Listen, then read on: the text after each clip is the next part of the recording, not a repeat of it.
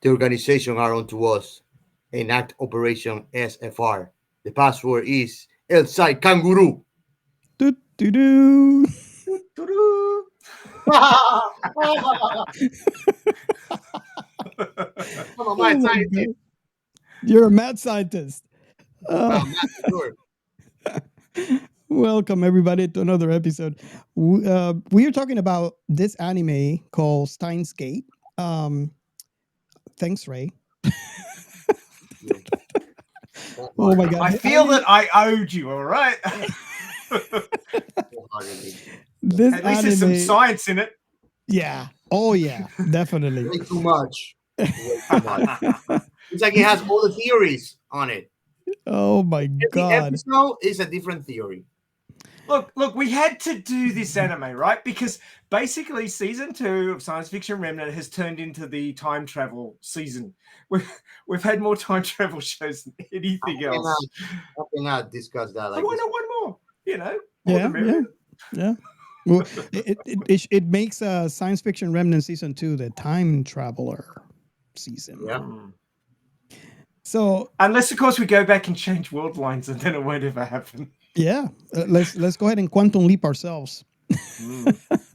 But that's it's not gonna change anything on this present. It's just gonna create another rooted parallel present.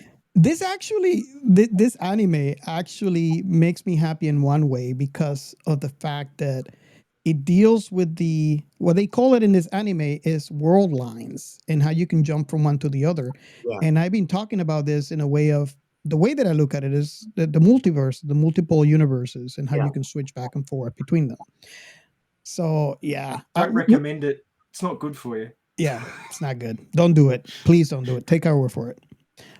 Yeah, because if you change into the other universe, you might hear our show, and it might be something about fantasy.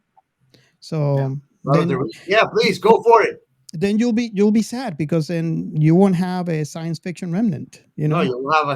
you have fantasy one like Tolkien. Robert's gonna get to have his Harry Potters, and he's gonna find a way to make all Disney movies into the show because they're fantasy too. Yeah, they're pretty much fantasy. Hey, look, I still want to do a Disney movie. The Black Hole. We've got to do that sometime. What movie would you call science fiction enough for us on Disney? Cloudy with a Chance of Meatball? There you go. That's science. Beef! Well, we could keep the same 3 letters and just call it some fantasy remnant. Yeah. Hey, I told Robert like there's way too much property on fantasy. By the way, guys, in Prime, I know this is fantasy we're talking now, but the Rings of Power is already out, Yeah. Yeah. and I'm so digging into it now. I think I might start watching it today just because I had to watch this and I had to rewatch it several times just to Yeah, get no. understanding. You need to keep watching this until you finish it. I could Yes. not watch anything else. Well, this I rewatched it like 3 times. if you ever watch this anime and you know me, then you'll know why I'm saying what I'm going to say. This was a hard watch for me for Hard so watch. many reasons. What?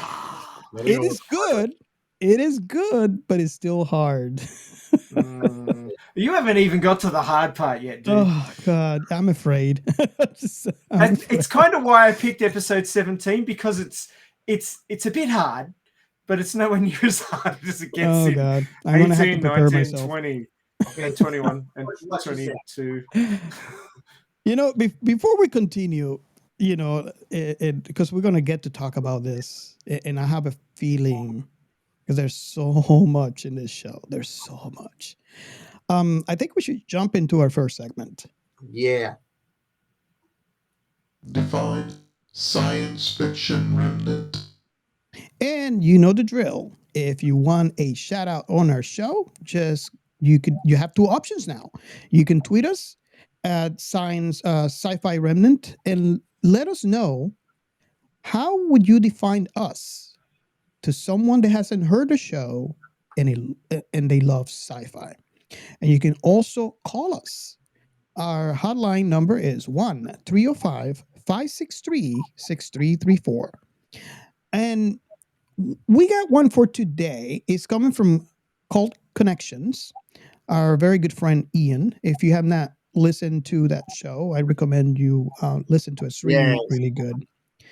And we had him for some episodes on season 1, so you can kind of go back to our backlog and you can listen to our conversations. He says the most chilled out blokes in podcasting, and when it comes to sci-fi, all about the big ideas. Mm, I like that's that. pretty cool. That's I nice. I really like that. That seems to be a theme, and I think I even heard it from Ray back in season 1. How we were so chill in our show. Dude. Well, I think that some people just get the point that it's not worth getting upset about things. Oh, Yeah. let me tell you It's- something. Have you guys watched That 70 Shows? Nah. I've seen a lot of episodes of You that. know, 70 I show. realized that Missy, the stepmother, is the sister of Eric in That 70 Shows. So she's part of the main crew of That 70 Shows. I just got on that. I was like, I've Okay. seen her face, but I could not recall where. And it was for That 70 Shows. Yeah, I never watched that show. It's like the stepmoms in Bill and Ted, but like a way trashier hippie version of it. In the 70s. Well, Mhm. okay, so let's move right along to the next segment. We are Science Fiction Remnant. This is the Funny Science Fiction Podcast. We are the Caribbean Science Fiction Network. We are Monorats. We are One Accord Level 2 Podcast. This is Jesse from Sudden But Inevitable and Open Pike Night. This is Sci-Fi. And as you already know, this is a segment where we talk about the hashtag This Is Sci-Fi and the importance behind it. It's just another way to bring sci-fi fans together. So you can have people that belong to those I like to call silos come together with other silos and talk about what they love, and we can all share. And yeah, every week is really interesting. There's a lot of articles, there's a lot of conversation going in, and I'm just loving it.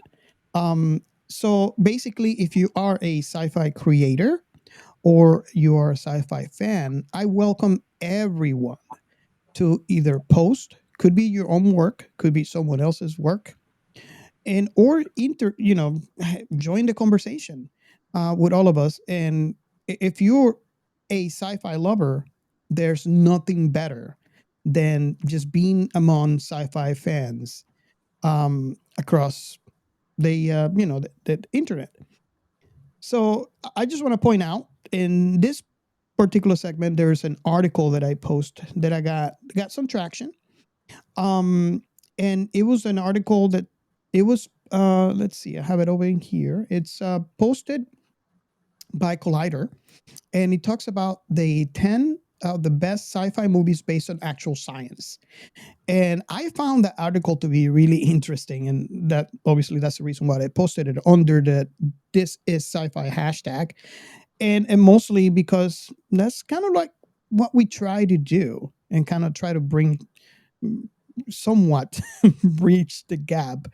And the reason why we have that science behind science fiction segment on the show is try to bridge the gap a little into, between the science fiction and the science.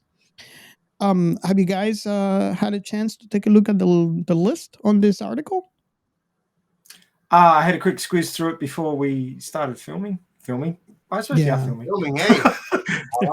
there is a video. Yeah.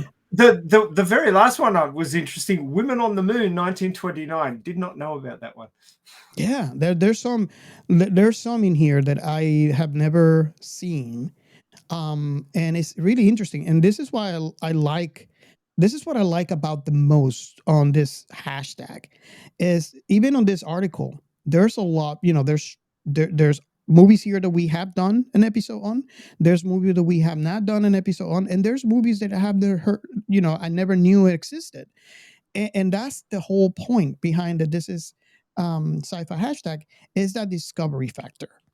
So even today, I find things that I have not seen, and I'm happy by it because I enjoy sci-fi, and this is something new to feed my hunger.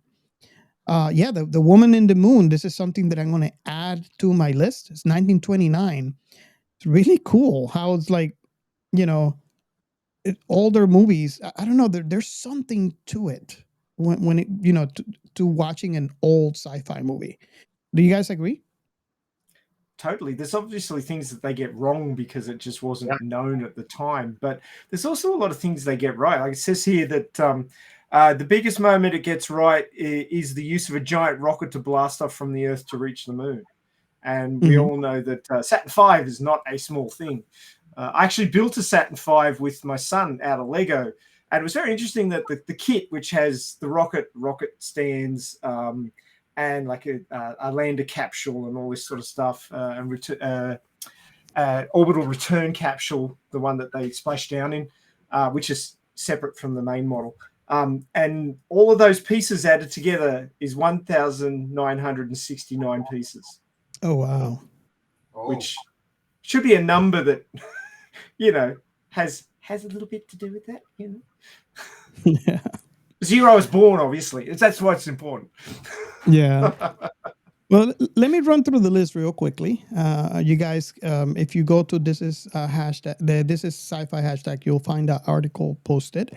But movies starts with Ant-Man. We haven't done that one. The Martian. I didn't expect Ant-Man. I really didn't. You didn't expect that? Yeah. No, I watched Ant-Man. I went,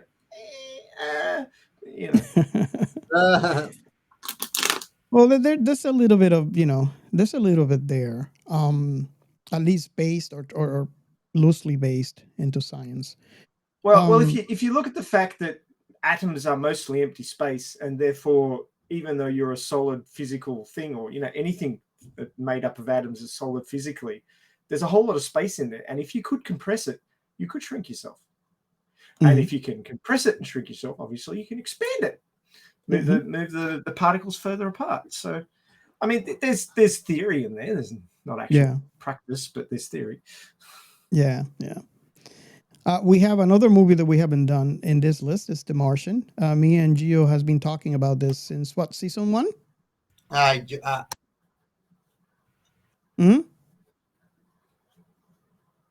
Did we lose Gio? I just rewatched that movie actually 2 days ago. Oh wow! Yes, it's a great movie. And it's a must watch. How much do you like that movie, Ray, from 1 to 10? I haven't actually watched it. I have the disc sitting there waiting to watch. It's on my watch pile. I've got it in 3D, so I'm gonna watch it in 3D. It was a great movie. But I must admit that my favorite Martian is somebody slightly different. Yeah. She's a cyborg. Don't say that again. Watch such a movie like that. We might remove your sci-fi card because of that. Oh no! Well, I own the movie. I just haven't watched it yet. You don't do anything owning it if you haven't watched it. That's I have a long list. I do got the card, but I haven't used it. I'm guilty. I have a long list of things that I own that I have, especially books that I haven't read yet. So yeah, I feel Ray. That's why I know 25 years ago, there was a great sci-fi show called Babylon 5, which you haven't watched yet. Exactly. I wasn't born, so I mean. Point in case. There you go. Like with me, it's more difficult for you to shove things at me because I mean, either I was not born, or I know the sci-fi guy. It's Robert's fault. And so on. Oh yeah. If you guys wondering what's going on, go back and listen to season 1, and you'll find out how I poured this pool guy into the sci-fi world. He wasn't really interested, and now he's stuck. Yeah. Now he's forced to watch confusing animes in Japanese because he didn't know there was an English translation. Oh my god. If you think this particular anime is hard to watch in Japanese with the subtitles, there's one called the light novel for it is called my teenage romantic comedy is messed up as I expected, but the anime is called My Teenage Romantic Comedy Snafu, and that is so complicated in the way they use language that I was pausing it and reading the subtitles 3 or 4 times because I just couldn't get it in my head. And Oh I'm my good God. at English, so yeah. I mean, they're out there. I actually found the 3rd season in a dub, and it was so much easier. I was like, oh, thank God. But Yeah. season 1 and 2 aren't dubbed, and I'm like, what? Anyway. Yeah, I watched that one. The next one in the list, we have Gakata from 1997. We have actually have an episode on season 1 on this movie. If you want our thoughts, go ahead and download that one. How did you feel about the breaking the legs and extending them bit? I That wouldn't, was I hard. wouldn't mind doing that. that was a Robert moment. Yeah. I wouldn't mind doing a rewatch with Ray. I mean, that movie is one of my favorite movies of all times. Yeah. So right now, if you go back to our backlog, you'll only get our Gio's and mine opinion on it. So I don't know. Maybe you guys should call or reach out and see if we should redo that movie and get Ray involved to see his thoughts on it. Yeah. The next one on the list is Arrival. Oh my! Oh If my I God, that was if I intense. recall a conversation on the podcast, it would be this one. I don't know. Do you agree with this, Gio? I mean, this was something that we did in season 1, and the conversation that we had was, oh my freaking God. Intense. Yeah. And I mean, this movie is like, wait, like, I would say almost as brain fuck as SteinsGate. Yeah, yeah. It's yeah. Oh yeah. This movie actually opened my eyes on some of the concepts that I've been thinking about. And yeah, if you guys should go ahead and download that episode and reach out and let me know what you guys think. The next one on this list is Gio's favorite, Alien. We just did it in season 2. My favorite. Such a good movie. If you don't know what I'm talking about, go ahead and download that episode. It was oh my God, especially the beginning with what's that? My favorite thing about that movie Makes me laugh every time Chinese, Oh my Chinese translation. That's the favorite thing about that episode. So go ahead and was download it. special. This is a season 2, so It was so special. surprise, Yeah. surprise. What movie is in this list? Our number 1 top most downloaded episode, No, Carter. 2001 Space Odyssey. Oh, sorry, Dave. I cannot do that. The next one is a movie that we are honestly afraid to do. Not because we're afraid of the movie. We love the movie. It's just, we are already a long format podcast. Oh, And this movie, yeah, Interstellar. This is, yeah. We're gonna So- rage on into that. Into that. Huh? We're gonna rage on into that podcast. Rage Oh on. yeah. I Rage have on so into that much. podcast like there's no tomorrow. Yeah. I have so much to say. Just so much to say about that one. And the I mean, concepts on it. there's so many movies that I become a fan of their OSTs, and this is one of them. I mean, Hans Zimmer's, hands down, is one of the best music composers that there ever has been. And I mean, here he didn't fall off short. That's all I have to say. Yeah, yeah. The next one on the list is Contact. good movie. Whoa. Great movie. Oh my God. My very first sci-fi movie. I was a little kid, and I'll tell you, I was maybe like 8 years, and I could not comprehend that I had to rewatch that movie 4 or 5 times back to back. I had the DVD. It just, I don't know, man. That movie is to me like Logan's Wrong is to you. Hmm. Like And that's and my, we that's my gateway to sci-fi. and we have an episode on Contact. So if you guys want to go ahead and download that, and I'm just mainly curious after you listen to our conversations, what are your thoughts? So you can reach out or you can call us and leave a voicemail and let us know. Um, the next one on the list is Minority Report. This is one that we have not done, and honestly, it always escaped me from putting it on our list to be done. I What do blame you? Philip K. Dick. I actually just like Contact. I read the book in this one as well.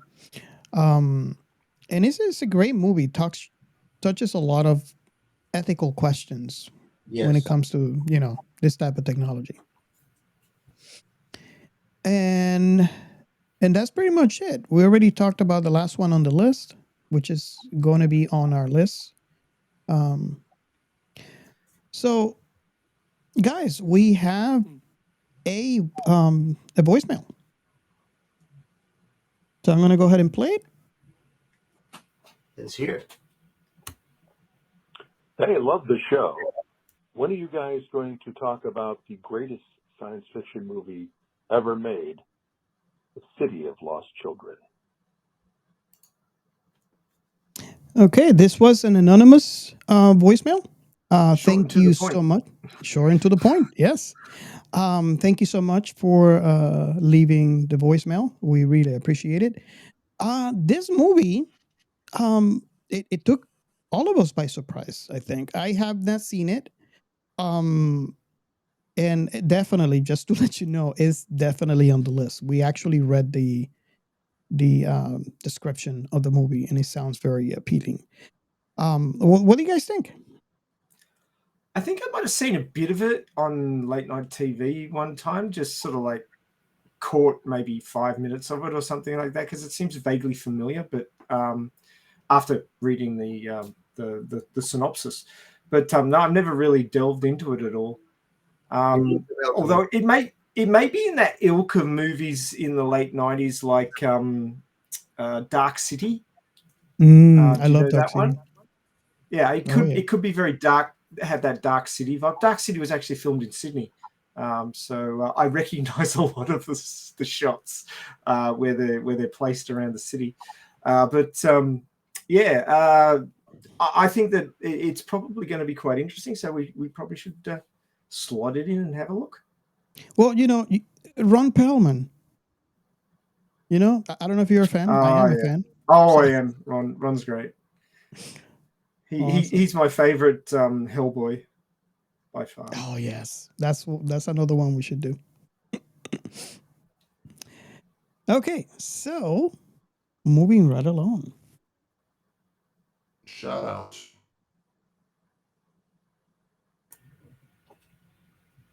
And Gio, that's your cue. All right. And for this shout outs, actually, I wanted to give a special thank you to Open Pike for always staying on active conversation with us and engaging. We do appreciate the topics and the picking our brains here and there with interesting conversations. It always keeps the podcast growing and giving us new ideas and new topics to discussion. So we do appreciate it. And another one that I wanted to mention that has keeping us in their conversations too is Green Shirt Podcast. Thank you so much again for the support, for the mentions, and basically for including us in your conversations. We do appreciate that. We do feel part of the group, and we hope that you do too.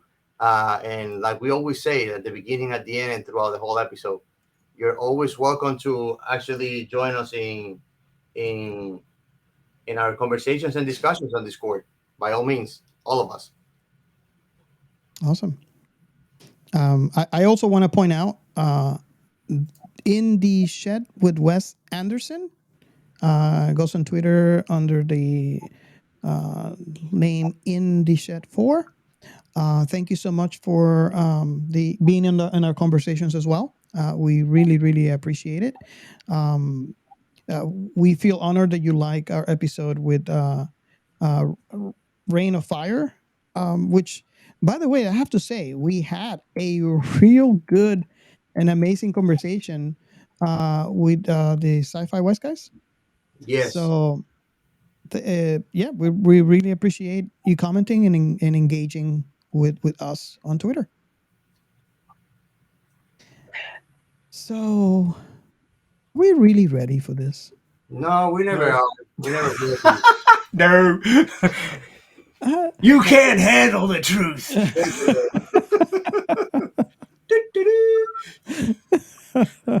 I just want to say on record that thanks to Ray, he has fucked up forever me going into a microwave.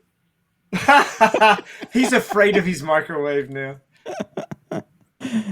Oh my god! 2 minute noodles will never be the same again. I mean, I never met any of my grandfathers. I'm afraid that now I'm not gonna know who were my grandmothers next time I actually microwave. Just be careful who you hook up with drunk, in a bar near your house, because it could be, your daughter come back in time and stuff like that. Oh, Yeah, shit. Just watch yourself. that was crazy. Ray, do you have? I don't know if you have a plot summary Oh on yeah, this yeah. episode.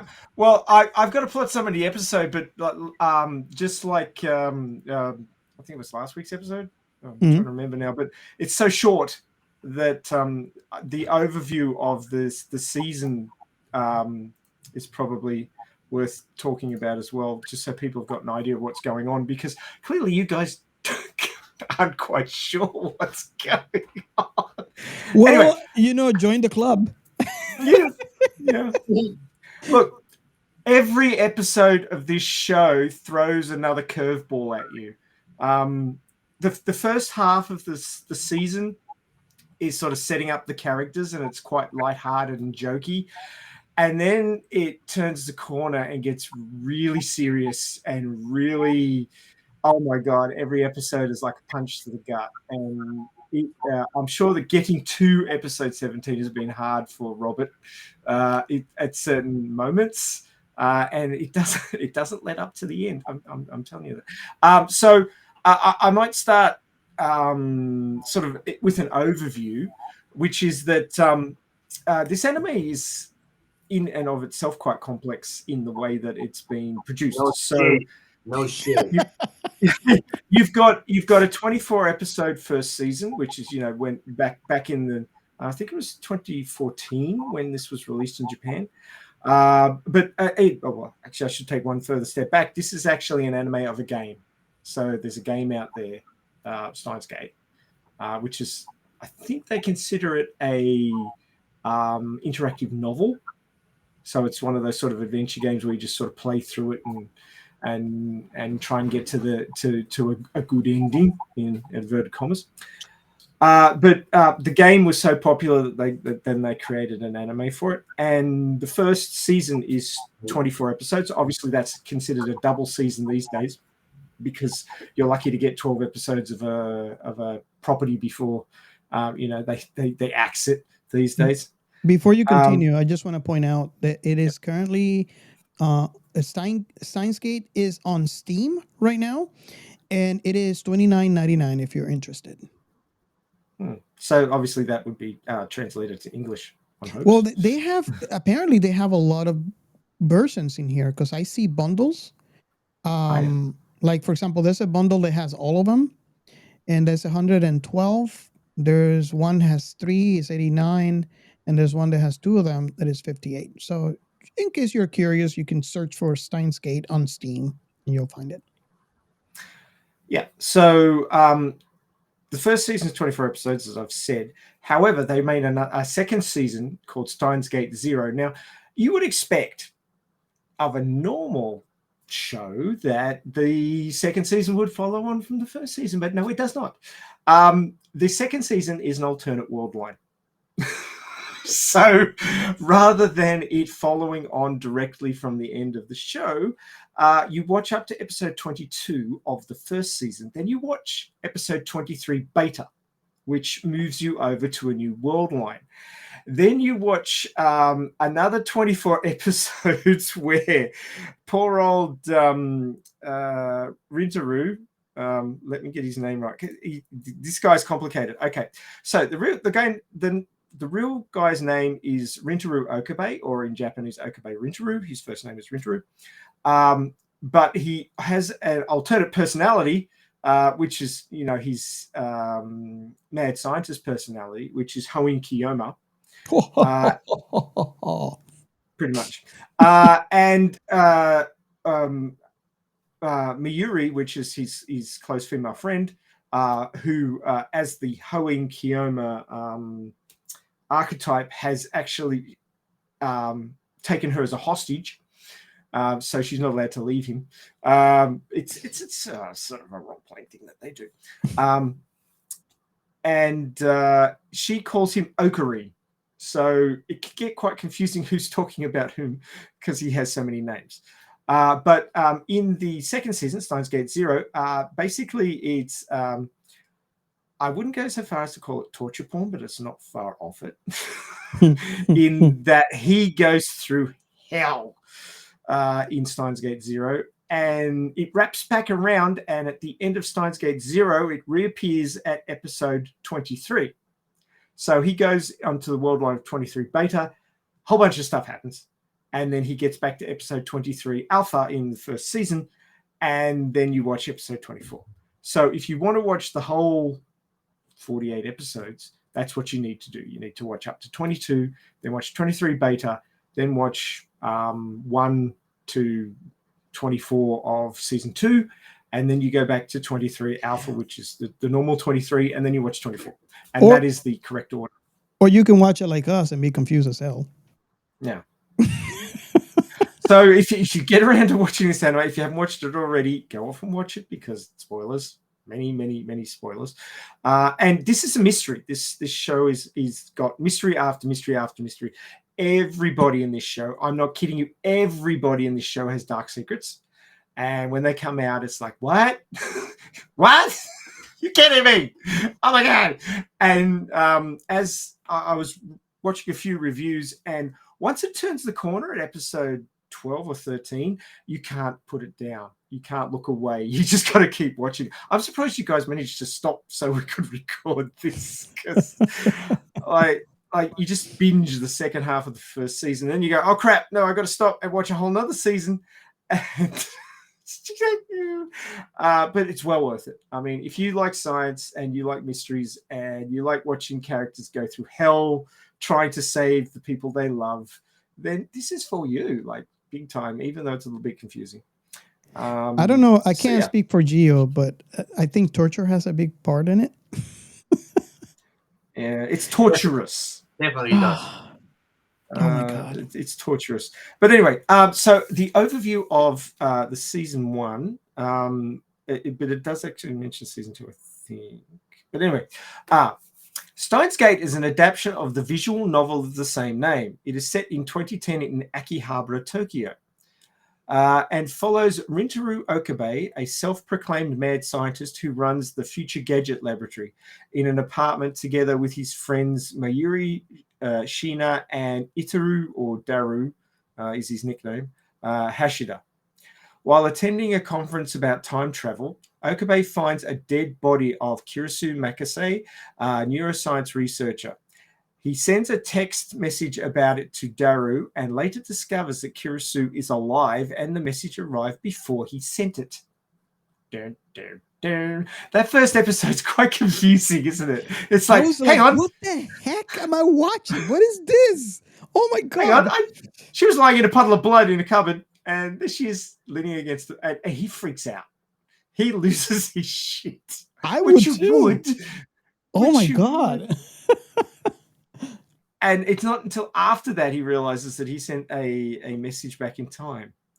The laboratory members learn that a cell phone operated microwave oven that they are developing can send text messages back in time. They are joined by Kirisu and investigated sending text messages referred to as D-mails to the past to change the present. Kirisu eventually creates a device that can send memories through the microwave oven, effectively allowing the user to time travel, only within their own body. CERN with an S, a fictional organization based on CERN, which is with a C. Well, I still say it's the same one. It's just a different world line. Yeah, quite possible. Learn of the time machine and send people to the laboratory to retrieve it, killing Mayuri in the process.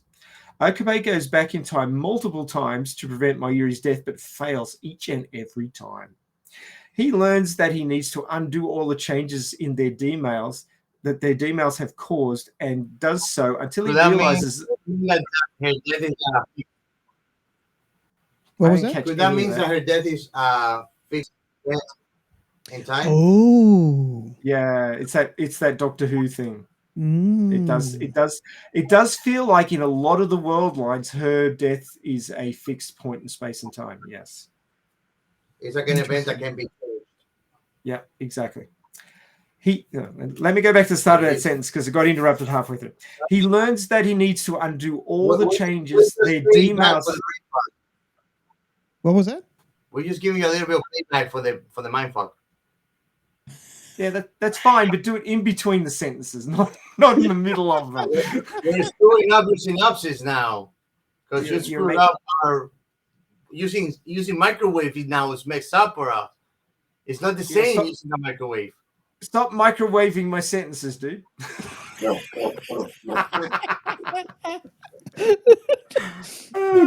Okay. Yeah, let's continue. Third time's the charm. He learns that he needs to undo all the changes their D-mails have caused, and does so until he realizes that undoing the first D-mail would return him to the time where Kirisu was found dead. Now, why that's important is because he and Kirisu have been getting closer. Where's my finger? Getting closer and closer and closer together, and he realizes that he has feelings for her. So, letting her die doesn't work for him anymore. Okabe and Kirisu tell each other about their romantic feelings for each other. Oh, this is the very next line. After which Kirisu tells Okabe to save Mayuri. Daru hacks into CERN's database and deletes the records of the D-mail, returning them to the original timeline. Later, Suzuha Anime, Daru's future daughter, arrives in a time machine to tell Okabe that the only way to prevent time travel arms race leading to World War III is to prevent Kirisu's father, Nakabachi, from killing her and stealing her time travel theories. You confused yet? Suzuha and Okabe travel back in time, but Okabe accidentally kills Kirisu himself. Sorry, spoilers. You guys haven't seen this bit yet. Returning to the present, Okabe receives a message from his future self telling him that to escape the current timeline, he needs to save Kirisu while recreating the vision of the dead Kirisu that his past self has already seen. Traveling back in time again, he provokes Nakabachi into stabbing him, knocking Kirisu unconscious, and puts her in the pool of his own blood for his past self to see. Holy crap. Yeah, I told you it was going to get harsh. Causing the timeline to diverge into one where Kirisu lives and World War III does not occur. Basically, they reach SteinsGate. Roll credits. Except season 2 is in there before that bit happens. So now you understand why I feel the way I feel about this anime. Oh, it's great, but it's also, oh my god. Oh my god. Oh my god. Forget that last paragraph so you don't spoil it. You got to keep watching though. There's so much more to see. By the way, for all you listening out there, spoilers. What a shock. I did mention spoilers earlier. It wasn't the first time that I mentioned. Oh, wow. Yeah. You know what? I'm going to let Gio tell me his thought. We kind of talked in the pre-show about this. What was your opinion on this show? You know, watching it, we both watch it all the way to episode 17.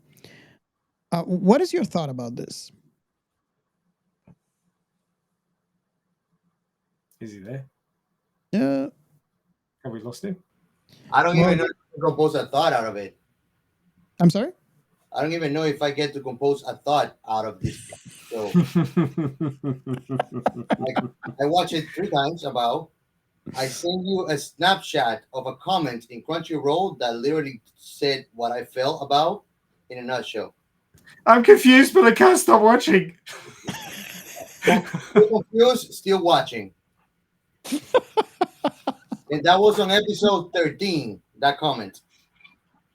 Oh well, it's only just turned the corner there. Things haven't got rolling downhill yet. That's just towards how I feel. The show is just like heavy drugs. It's like you start doing them because you want it to feel good. And at some point, they ask you why you do it, and they just say like I don't know why I do it anymore. I just do it.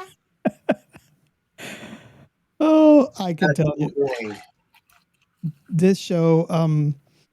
This I show is find like this show is like death without light at the end of the tunnel.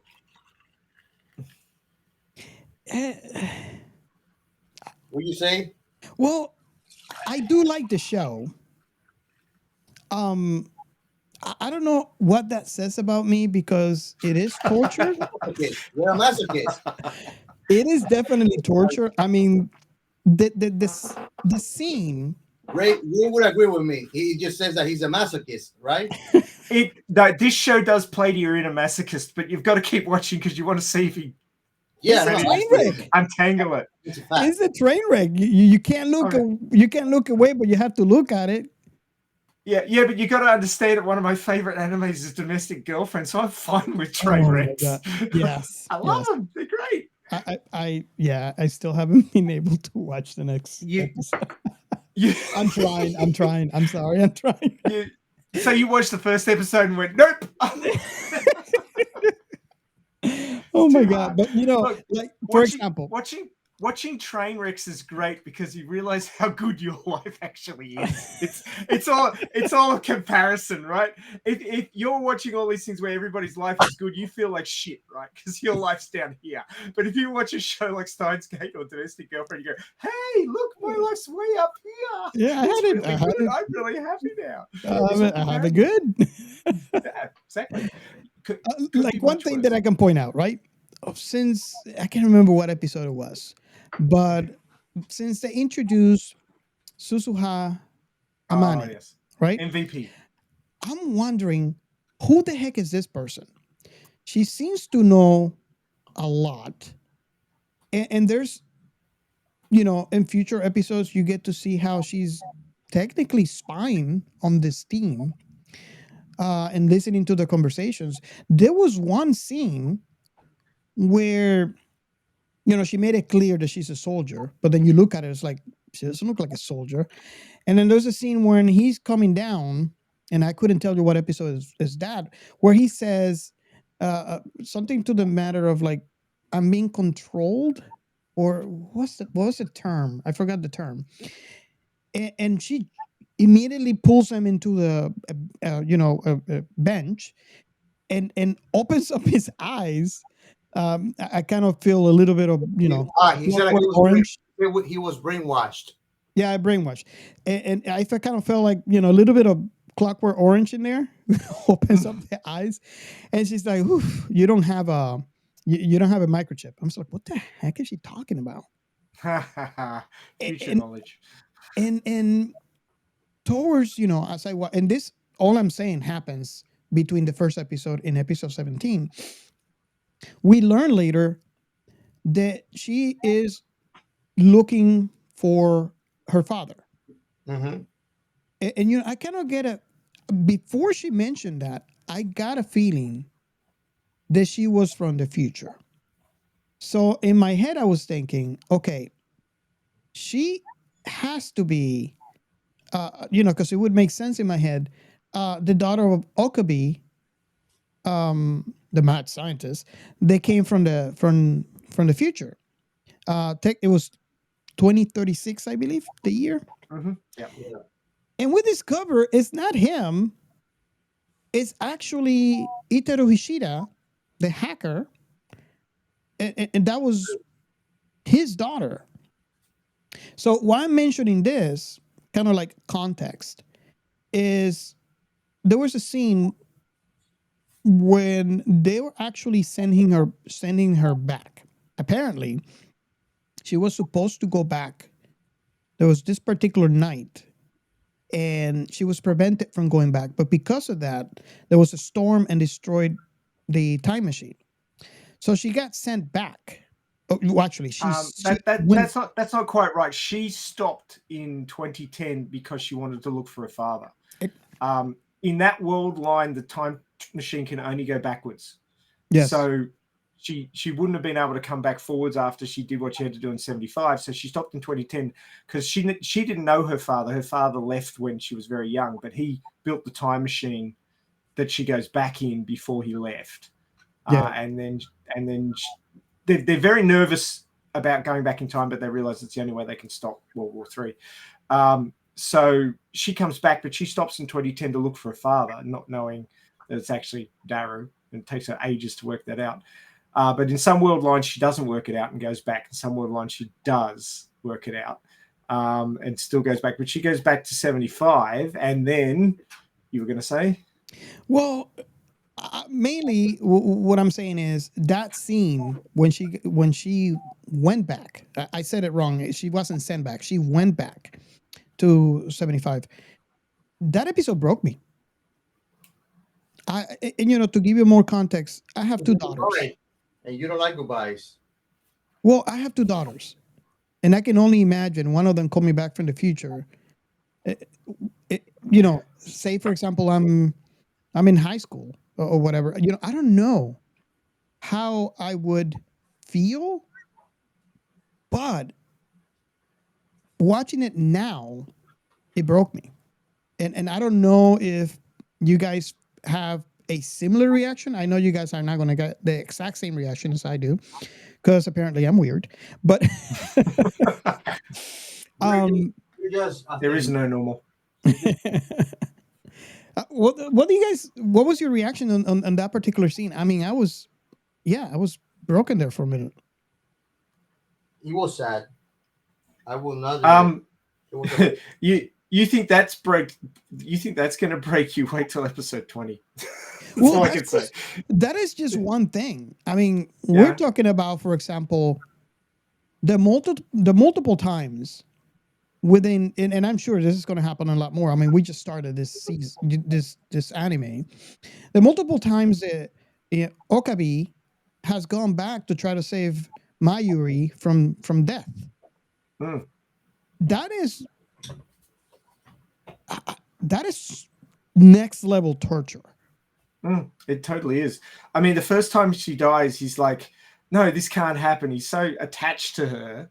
And he goes, well, I've got a way to do something about this. So he puts the headset on and goes back 48 hours. He has hope to attempt to solve the problem. And he gets her away from the lab, so when the guys rock up with the guns, that she doesn't get shot. And he takes her off to a station, and they're mixed up in a crowd, and he's trying to save her, and she looks at the watch and says the same lines again, and that's the trigger. He knows that as soon as she says that, she's going to die. And then the daughter of the guy downstairs, who's there in the crowd too, bumps into her and pushes her in front of a train. Oh my god. And then he goes, nope, I'm not accepting this. Goes and puts her headset back on again and tries again, does something different. Then she gets run down by a car, saving him from being run down by a car. And it just keeps going. And he experiences her death. And some of the time she's trying to save him, and she's happy that she could be useful. And it's heart-wrenching. And they don't show you the number of times exactly that he does this, but it was many. It was probably in the hundreds. Yeah. That he tried so many different ways to save her. Right? So kind of Doctor Strange shit.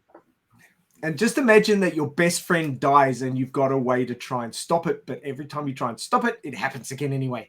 Doctor Strange. Would you feel like the universe has got it in for you? Sounds to me like Doctor Strange, because that's what happens when he tries to toggle with time. Like, he just goes on and on trying to save his beloved, but it never happens, and he just goes nuts on the process, and he done it Yeah. thousands of times.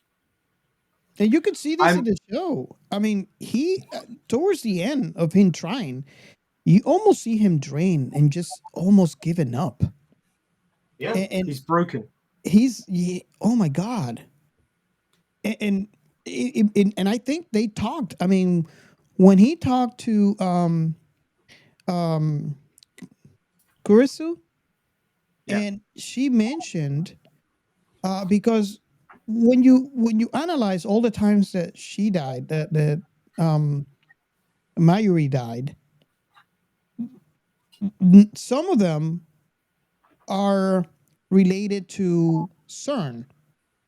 You know, she's getting killed by CERN, but most of the times it wasn't even related to them at all. So they're talking. She's talking about. I don't think that there. You know, there's no reason that you could stop her from dying because it might be that just her time ran out. It might Yep. be a birth thing. It might be- Or it could and it time. could be that the universe is slapping him back for messing with it.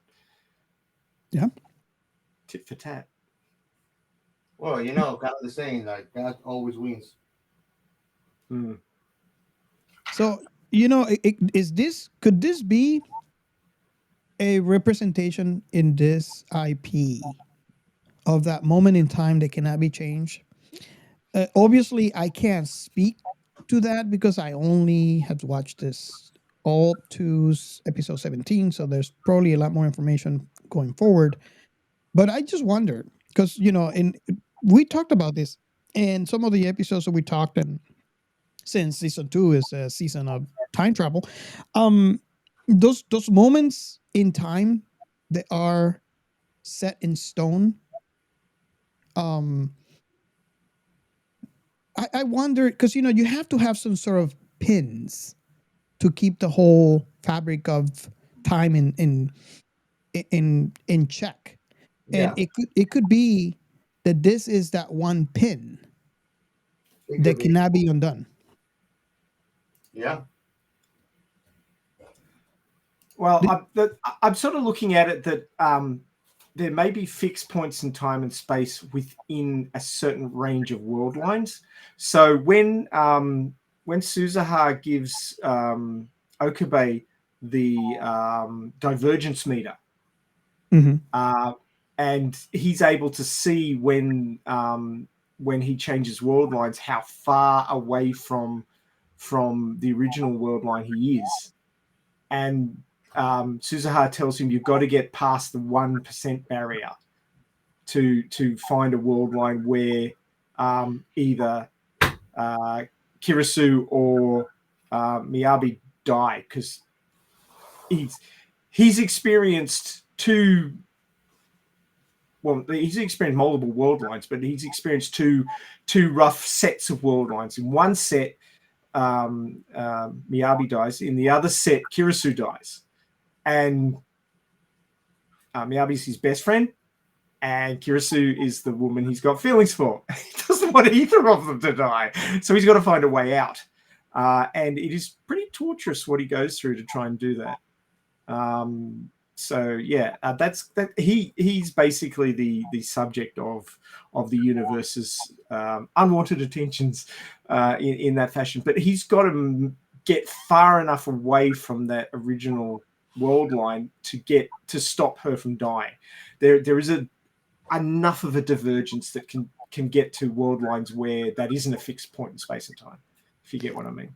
I have to say I really enjoy the way they described world lines, and to a point it aligns with my belief on the multiverse, but it just I don't know, my perception is so simple and so easy. And basically the way they described it is, you know, where you are, your reality is a straight line. Obviously, we have spoke about this in the past. We're all time travelers, but we can only travel to the future. At So- 1 second per second. One exactly. So That's something funny because they mentioned here you can only travel to the past. well, let me finish, and then we can go into that. But basically, the way they described it is a world line is that one line where you constantly go to the future, and there's multiple world lines. So within one world line, your decisions will affect where you go. There could be twists and turns going forward depending on the decisions that you have taken. But in this anime, it deals with the fact that if you're able to send something back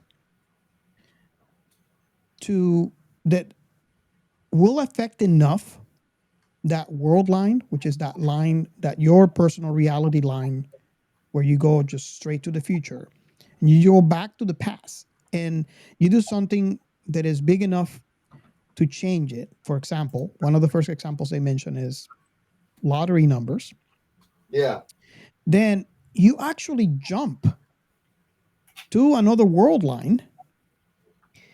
And in this world line, only because when you do this, things change in the past, not in the future. So things kind of like the butterfly effect, things that you have done in the past will have been done differently.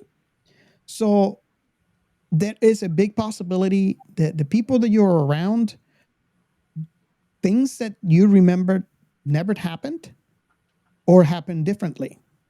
So now you're in an alternate, in a different world line, or what I like to call an alternate or mirror universe, or a different universe from where you're at. So I really like the way they explained that one, and they actually use graphics where you have, they show the lines and you see the dot moving forward. So I guess I'm going to leave Ray's thought for last because he's not only he's seen the entire, well, you've seen the entire thing, right? Yeah. So I've Yeah. watched Steins Gate up to 2022. I've watched Steins Gate. I've watched 23 beta. I've watched all of SteinsGate Zero. I've come back to the original series, finished that, and then there's a movie after all those events, which Okay. it's interesting because it moves forward in a world line where a whole bunch of stuff in SteinsGate Zero hasn't happened. So he meets people that he's met before in another world line in a different way that he then meets again, and he has to understand that they don't know him, but he knows them. And he has to try not to seem too knowledgeable about them. And it's hard for him. Yeah. Let me jump real quick to Gio. That explanation of the world lines. What is your, how do you understand it? I mean, did you like that? What is your comment on that? Because I'm kind of curious to see our different thoughts on the same. To me, it was a simplification of parallel universes and how they branch off each other if they actually interact with each other reality at some point. That's why I interpreted from it automatically. I like how he's able to measure it with that device that he invented in the future and see the divergent. Mm-hmm. So how the far away? divergence. Yeah. But that's the thing. All throughout the episodes, he's not able to see through completely because some store, something was not there where it's supposed to be because of that little change. So he's never really able to forecast what changes are going to happen, whatever little message he sends and how minuscule it look. It actually has a big impact on everything else. The butterfly effect they try to explain on episode 2, actually. It's the same thing. There's one little thing, but that little thing actually, the ripple effect of it would change everything around it, making maybe the how do they call it, the Queen Mary, the store where the kitty girls are. Queen May. Queen May. Like this episode where Queen May is not there anymore, just because of a small change that he did. Well, I think it was her. Yeah. Was And it? it's actually covered in the episode that we're theoretically covering that we haven't got to yet. Yeah. Okay, Ray, what is your thought on that? The description of Worldlines, and what's your perception? I really like it. Obviously, the theory of the multiverse is that every choice creates a new universe, a new reality where that choice was made in a different way. Like if it's a yes no, then it splits to a yes no. It's two split. Or if there's multiple options, every single option can create another split. And in each one of those, you or whoever makes the choice or whoever does the action has done an alternate reaction, an alternate action. Now, if you think about it, there's 8 billion odd people in the world, and they're making decisions every minute of every day. That's a lot. Oh yes, that's just for humanity, right? If it's only for conscious creatures, then it's us. But if there's any other conscious life out there in the universe, it would be the same for them. If it's not just consciousness, but it's any animal or any creature that's making a decision, then it multiplies it by a factor of lots. So yeah, it's kind of hard to imagine that every single second of every day there's billions and billions of world lines being created. And it's all just branching and branching out to infinity. A little bit hard to follow with my limited capacity for intelligence. But I mean, I'm actually planning on writing it's not a time travel story per se. It's more a multiple reality story. And the way I sort of look at it is that there's major decisions that change a lot of stuff, and then there's minor decisions that don't change very much at all. And if you think about reality as a river flowing forward, the little tributaries would then flow back into the bigger ones, and you wouldn't get as many splits because they're not substantial splits, whereas the major splits would then create two major channels. That's sort of the way I look at it, because I can't imagine that every tiny little choice that you make, like, do I breathe in now or don't I? Do I scratch my head or don't I? Do I wiggle in my chair or don't I? Those sorts of even semi-unconscious decisions would be then splitting realities. It get a little bit messy. So I think it's major decisions would be more the things that I would expect to change stuff.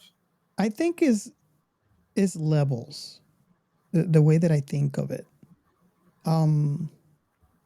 Let me just put a theory. There's a scenario out there. There's very, very far-fetched, but just to kind of like illustrate what I'm thinking about. So say, for example, guy A is being targeted by a sniper.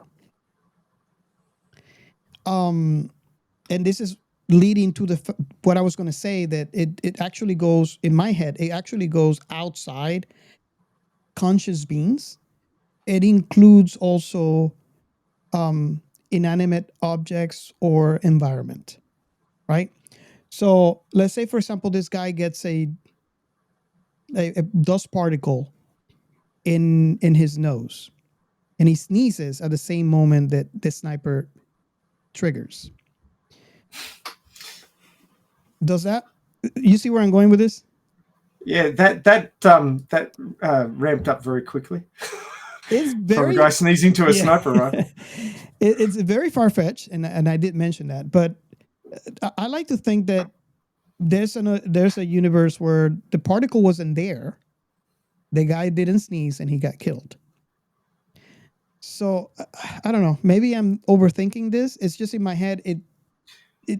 I like to think that there are levels to the decisions, and it also includes environmental factor or inanimate objects.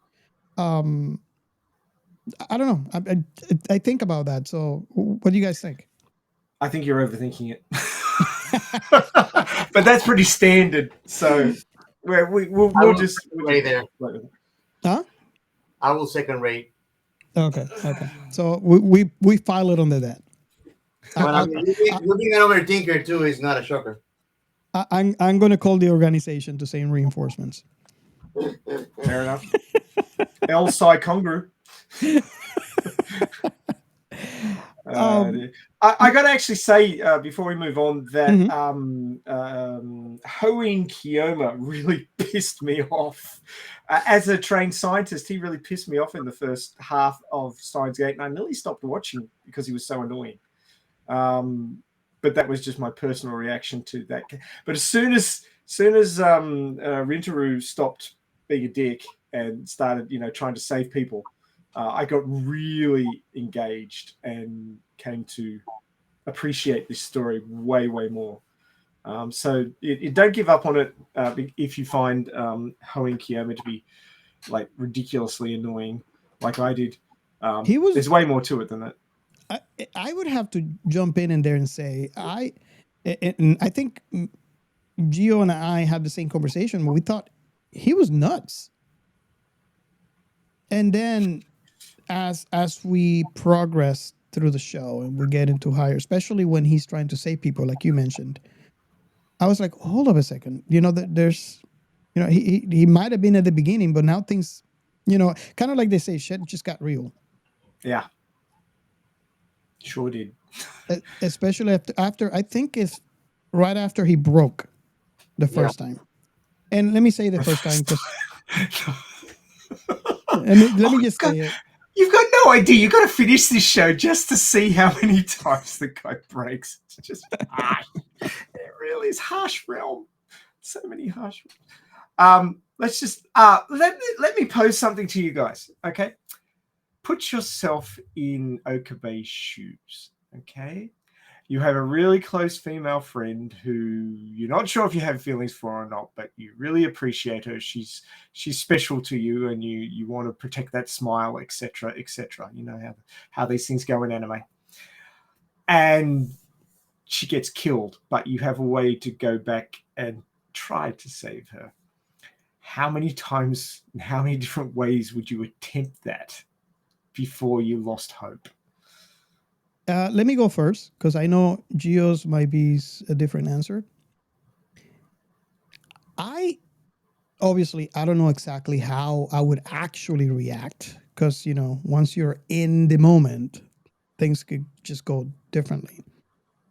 I couldn't put a number onto how many times I would try. However, I know when I will actually stop.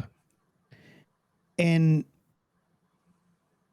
the moment that I break in a situation like that, which I know eventually I will,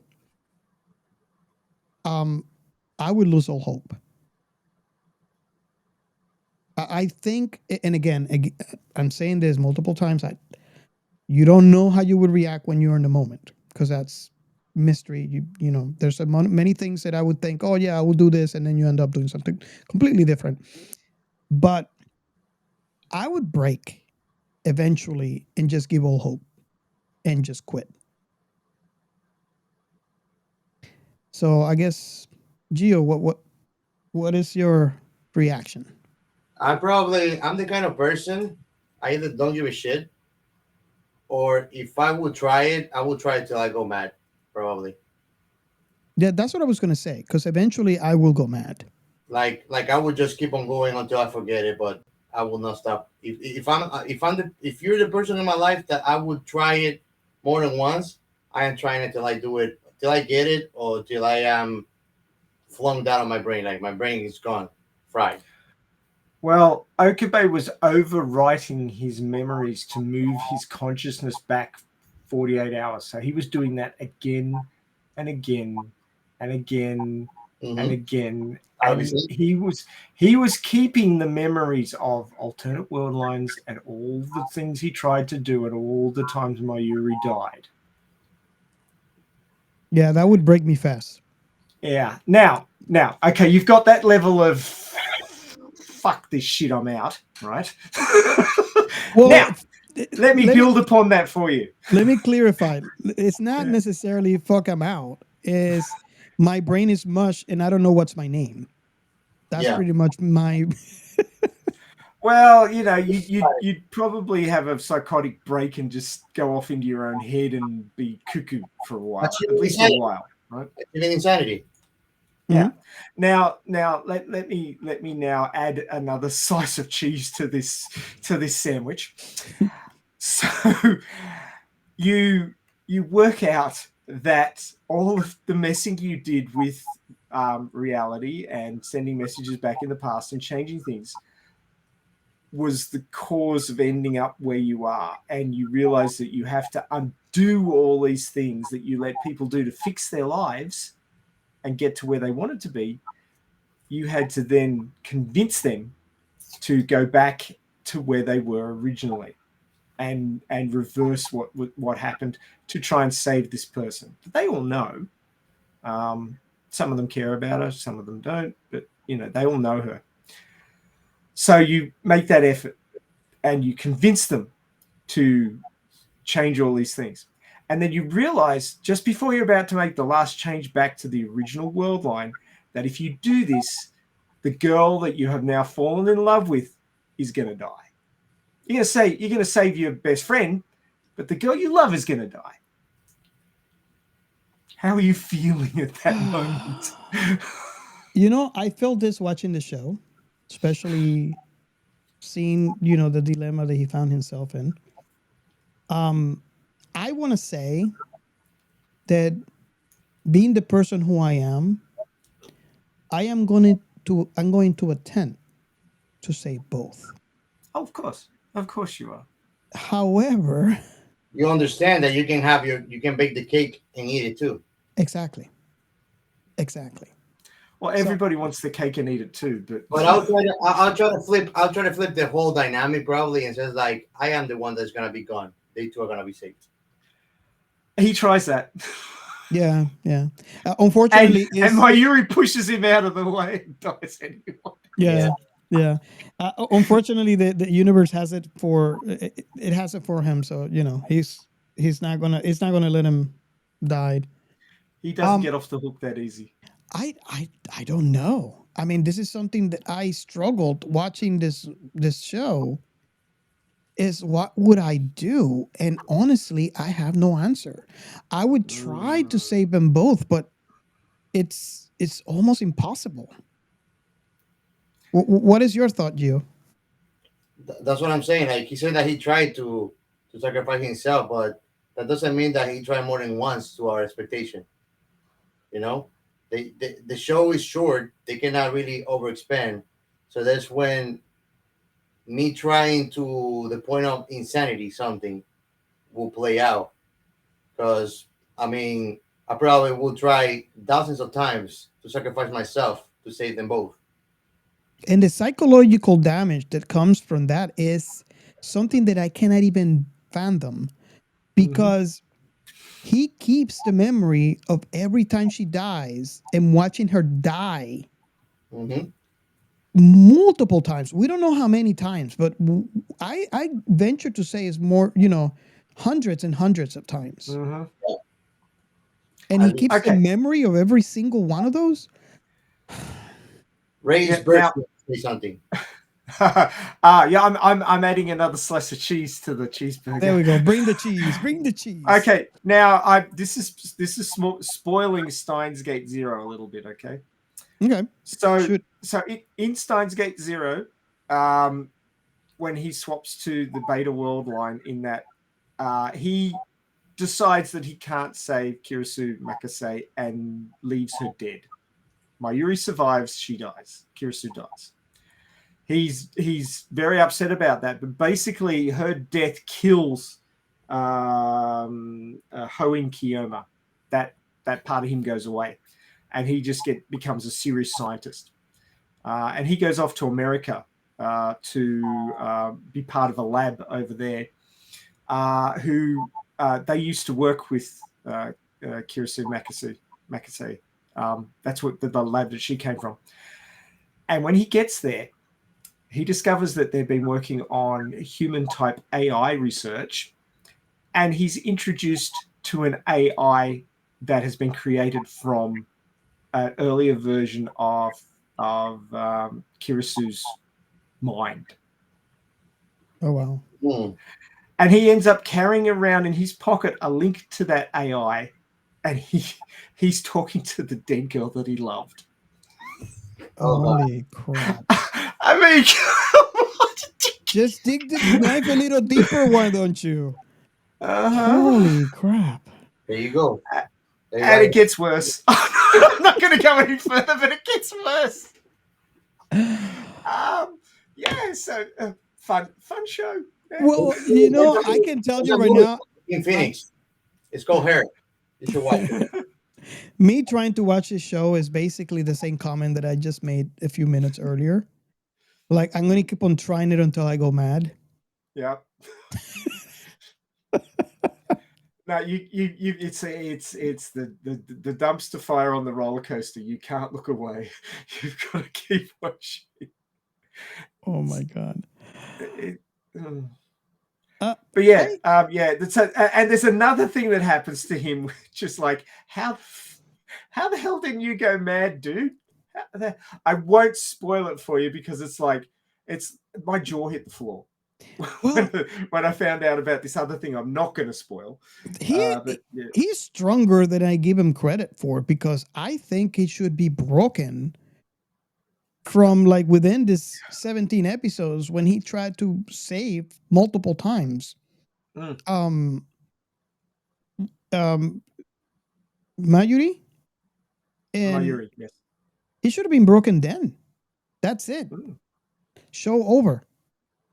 And he's stronger. We're out. Yeah, it's stronger than what I thought he would be. I know I can guarantee you I'm not as strong as he is in this.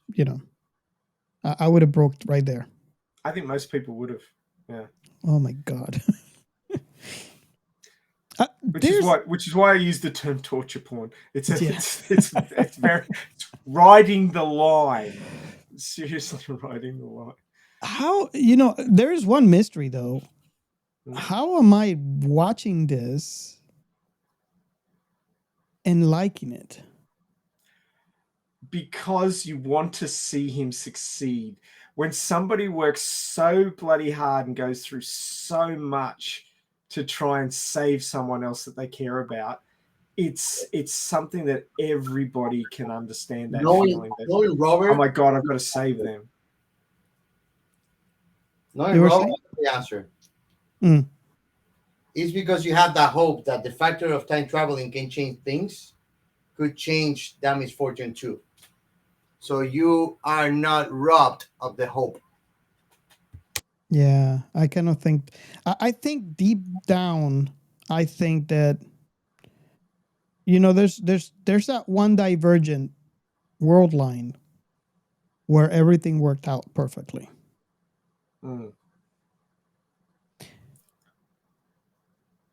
Basically, sorry. Go ahead. Oh, I was just going to say that basically everybody is struggling with something either right now or from their past that they would have liked to have turned out different.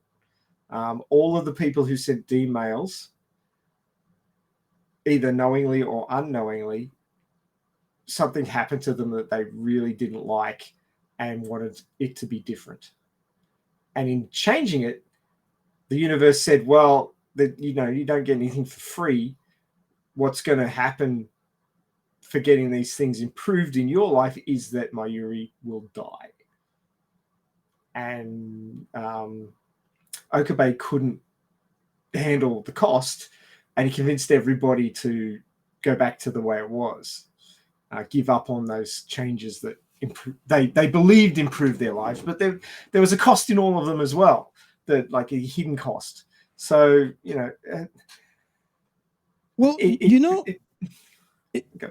I was going to say, you hear me, you hear us talk in previous episodes about if you have a way to go back and change something in your past, would you?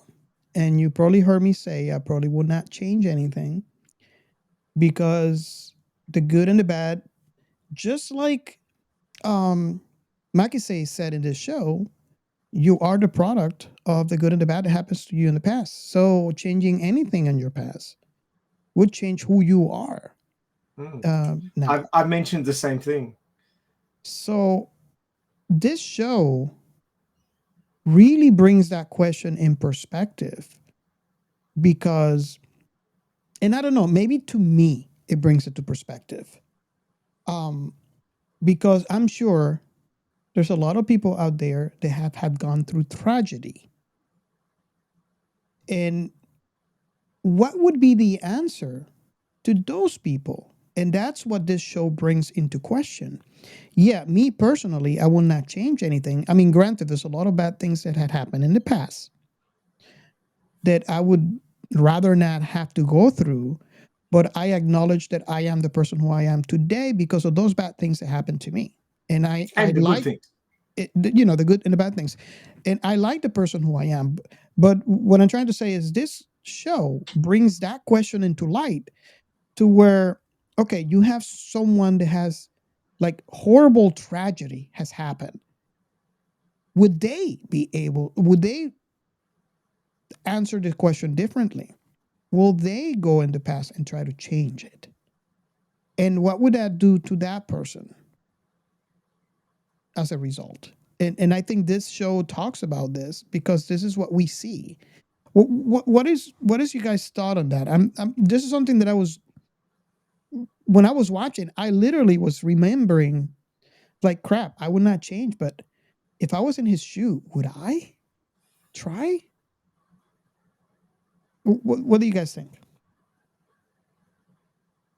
I I find think it a hard question.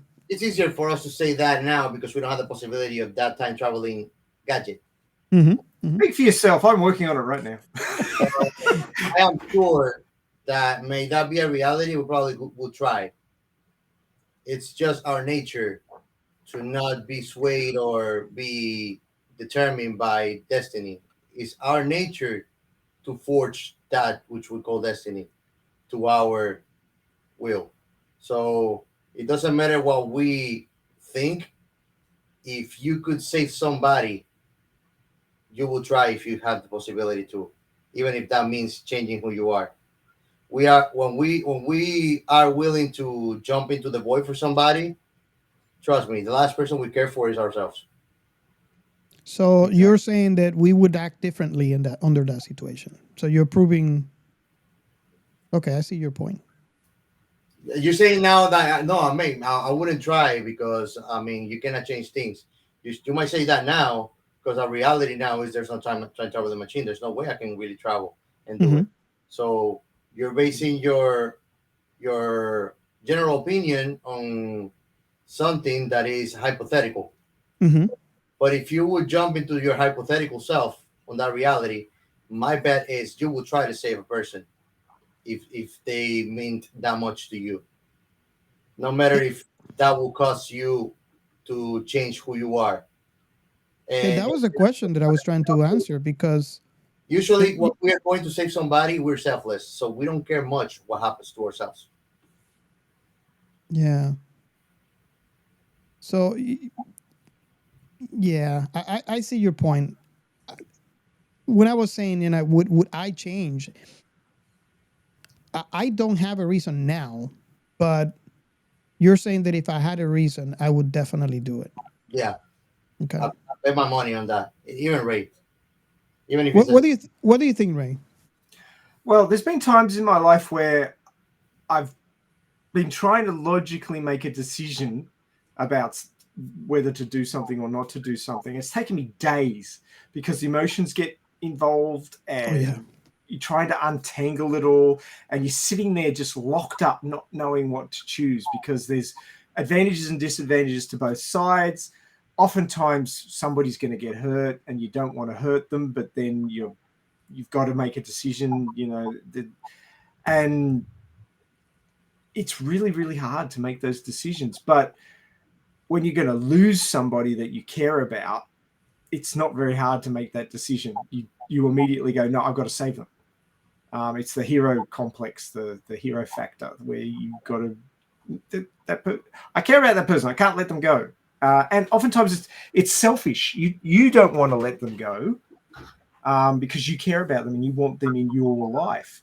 And like in this show, Kirisu Marcuse, which is actually Chris Marcus in English, it's just Japanated. Kirisu and Okabe in an episode a bit later on that you haven't watched yet admit their feelings to each other very awkwardly because they're socially inept.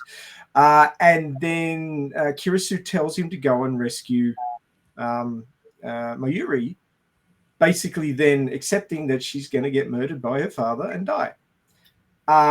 And she selflessly does that because she cares about both of them. And she basically says, well, if that's what's supposed to happen, that's what's supposed to happen. And she sort of like accepts it. And in SteinsGate Zero, he accepts it because she accepted it. But then he goes through a whole bunch of other shit and realizes he needs to keep trying, and he goes back to trying and eventually succeeds at the end of the first series, which is confusing. But it's all about persistence and acceptance and making decisions and following up on those decisions and working out whether the decisions that you made are the right decisions, whether you were being affected by emotions at the time and logic wasn't, winning. And also how valuable your memories really are, because they made you, basically. So if you mess with any of them, then you are a different person. So there's a lot of the troubling points of being human in this story, and it really makes you think. If you're any good at putting yourself in other people's shoes, what would you do in this situation? How long would you persevere? Would you lose your shit early on? Would you keep going? Could you go through what this guy goes through? There's so much in this story that really speaks to the heart of what it means to be a person, what it means to be human, what personal relationships mean, and all the what ifs of, could I change the past? Would my life be better if it had gone differently and I hadn't lost this person, or this relationship hadn't ended, or if I'd been born a different gender, or if I hadn't lost that parent early on, or all of these things. Is so much about being a human and what things that happen to us, how they affect us in this story. It's so well considered, even though it's horribly confusing.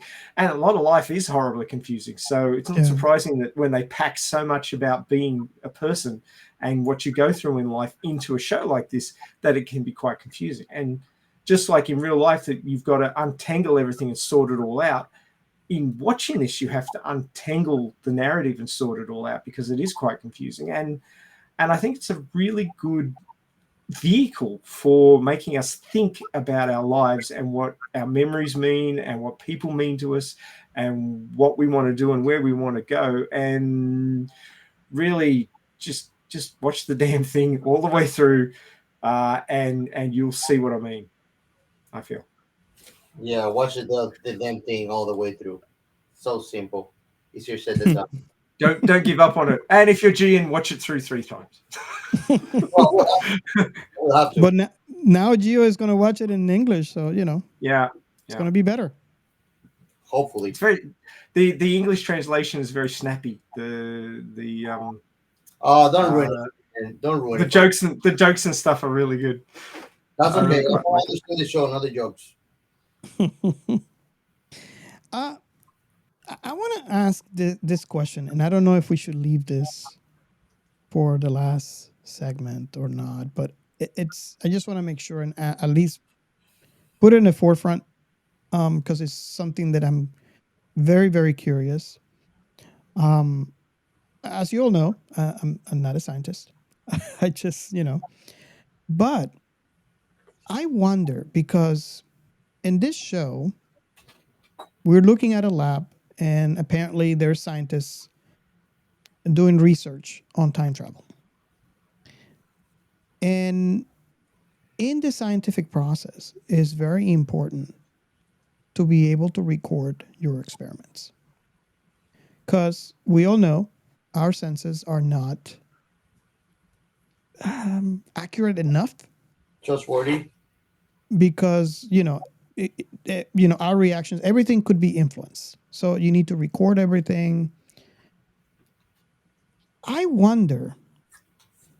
I think this Okabe has had a hard time with this, Oh, you because ain't seen nothing yet.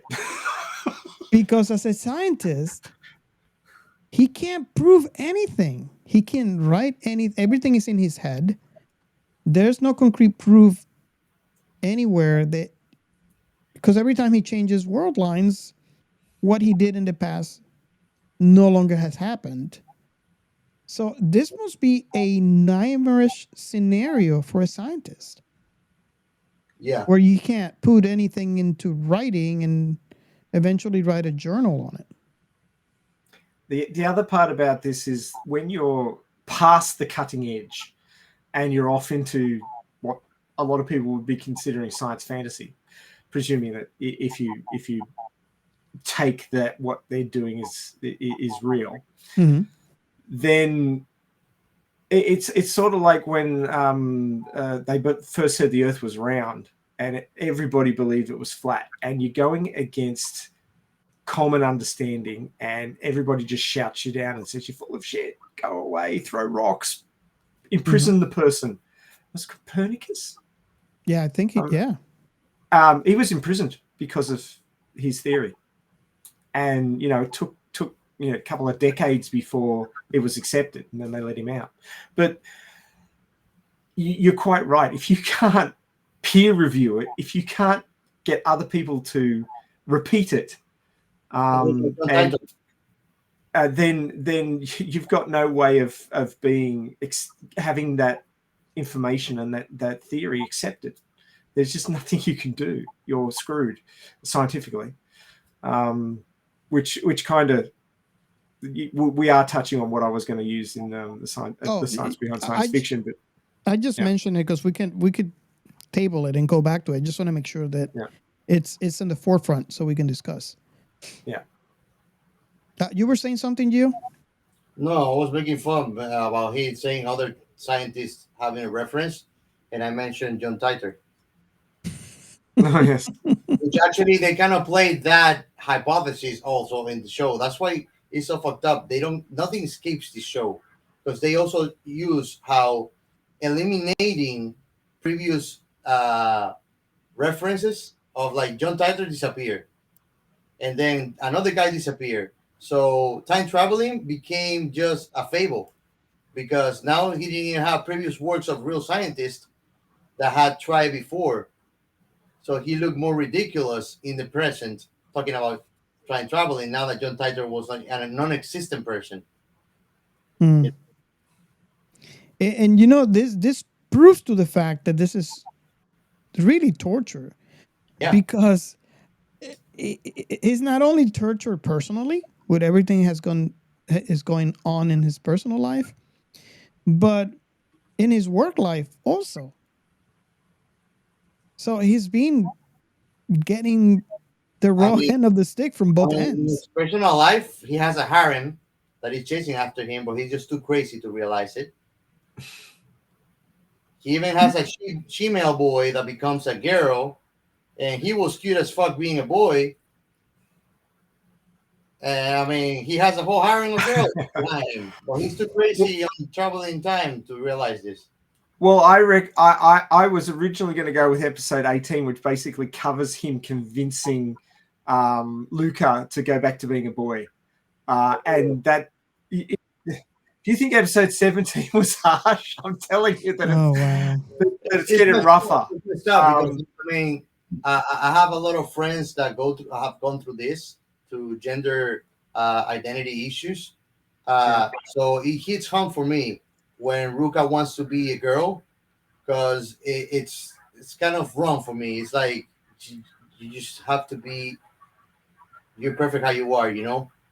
And I Yes. mean, like, goddamn, like, Misaka is the name of the other girl, Mm-hmm. Moika. Maoika. Moika, yeah. Like, she would swear it was a girl. She could not tell that Rukaku was a guy. Yeah, I But didn't it's because of, I didn't pick episode 18 because I thought it would be a bit triggery for some people. oh, but that's the thing. Like, that's what I like about Japanese. The taboos are just like the best topics to talk about. So, so triggers and shit like that doesn't exist for Japanese people, and that's what I like so much about animes too. Is that they have no holdbacks when it comes to touchy topics. They just blur it out there like any other thing, Yeah. Yeah. which I like. You know, it's like we make things taboo. Things are not taboo, and Japanese just grab everything and make sure it's normalized. So You that's know, one of the things that culturally Japanese attracts me a lot, to say the least. I think that's the one thing I do like because there's nothing better for an issue than bring it out into conversation. Yeah, and making it taboo is not a solution because that means people just get weird and don't want to talk about it. Exactly. They want to touch a topic when it comes to discussion, which is the whole opposite effect of resolution. Mm-hmm. Awesome. Yeah, this show, I don't know if you guys if you guys have not watched it, I recommend it, and that is coming from me. If you guys have heard me from season 1 and you kind of got to know me a little bit based on my reviews and what our conversations, that is a big thing coming from me. So Robert's a sci-fi hard ass, and this melted his ass. So that's where he's left it. I was going to say, I just googling while you're talking because I do that a lot. And there's a thing here. What does El Psi Congru mean? I thought this was very telling. Oh yes, I'm wondering. The phrase is a possible combination of Greek and Latin, meaning to harden the mind. Which Okabe would really need to survive all this shit, I'm gonna say. Holy crap. Yeah. That's an understatement. Oh my god. And they believe it's something related to the real world John Titor's code word. So I mentioned this before we started, but John Titor was an actual existing online personality that popularized forums in the year 2000. So they actually researched that and used his name for Suzuha's online persona, talking about time travel. And the real John Titus code word was Tempus Edax Rerum, meaning time, the devourer of all things. It's very interesting, this shit. I gotta say, I'm learning new things while we're recording. So, yeah. So yeah, this show is It's out there. Oh my god. So I'll continue watching. Yeah, I'm going to continue watching because I gotta know what happened. I know it's going to break me. Don't worry, I'll be there for you when you break because I've already gone through it. Oh man, but I'm really curious. For our listeners out there, if you've seen the show or after listening to this episode, you go listen to it. I mean, you watch it. And what is your thought? Just reach out to us on Twitter and Discord, and let's start this conversation because I'm really curious. I want to know if your thoughts and your comments differ from any of the ones that we have actually discussed here. The show is good. It's good. It gets, and I think the reason why I like this show mainly is because it gets your brain thinking about these things. And especially, for me, I don't need an excuse to overthink things. and you could actually see smoke coming from my head as I watched this. You need that on a t-shirt. I don't need no excuse to overthink things. Yeah, we Sci-Fi can make a Remnant. for over. That should be the Robert t-shirt. Yeah. Let us know. We could do t-shirts, with comments from each of us. Maybe put a photo of, in the front. Yeah, I have a couple ideas for t-shirts actually. I have to keep on rolling on those. Nice. Okay, so you guys have any final thoughts? I think I should start with Gio since the expert is Ray. We didn't actually talk about the episode that is in the title of the pod. Oh, I thought we did. Okay, go ahead. We've talked all around the whole series. We have not actually talked about the episode. What happened when we talk about a series? We never talk about the episode, but per se. Yeah. Well, I got used to it. I'm going to make you talk about it. Here we go. Episode 17, Made in Complex. Despite the change in Divergent, Mayuri's death still takes place a day later than the previous Worldline. Kirisu theorizes that since negating Rintaru's D-mail stopping Suzuha delayed the attack, undoing the effect of other D-mails could bring them back to a Worldline where they have the IBN 5100. That's IBN, but they changed the M to an N. Allowing them to hack into CERN and delete the records that set them on their trail. Rintaru starts by trying to figure out how to reverse Faris's D-mail. After helping her evade a rival gang of RariNet players, Rintaru takes Faris to the place where her maid cafe used to be, or would be if it were in a different Worldline, and tells her the way Akihabara was in another Worldline, not in the past. This causes Faris to recall some of her memories from that Worldline and the D-mail she sent, a fake ransom note which prevented her father from boarding the plane fated to crash because she lost her father and sent a D-mail to get him back. The rival gang catches up to them, but they are rescued by the arrival of Faris's father. Speaking to him, Rintaru learns that he was forced to sell the IBM 5100. He had to pay for the fake kidnapping's ransom. After accepting the reality of her father's death, Faris agrees to send a D-mail cancelling out her previous one, turning Akihabara back into a Moe hub. The IBN 5100, however, remains out of Rintaru's reach. So basically, the first half of the season is them doing all this stuff and letting people send D-mails back into the past to change things about themselves. And Faris's one was to stop her father from dying. When her father wasn't around, she went on her own course, created Queen Maze, and basically she started the Moe trend in Akihabara and caused, because her father owned a lot of the buildings and stuff in that area, which came to her because he died. Then she had the opportunity to start her maid cafe, and that brought Otako into the area, and then other businesses moved in that complemented her business, and the whole place boomed into a Moe hub and became what it's like there today, which is, with anime and cosplay and all that fun stuff concentrated in that area. But in this anime's version of Akihabara, if she loses her father, she creates Akihabara as we understand it. If she doesn't lose her father, he stops her from creating the cafe. He says, no, that's stupid, you're not doing that. She doesn't do it, and therefore Akihabara just becomes a place where you can buy lots of cool, cheap computer parts, and doesn't have that other side to it. So it sort of talks to the point that you may think that bad things that happened in your life shouldn't have happened and you want to change them. And if you could go back in time and change them, you would.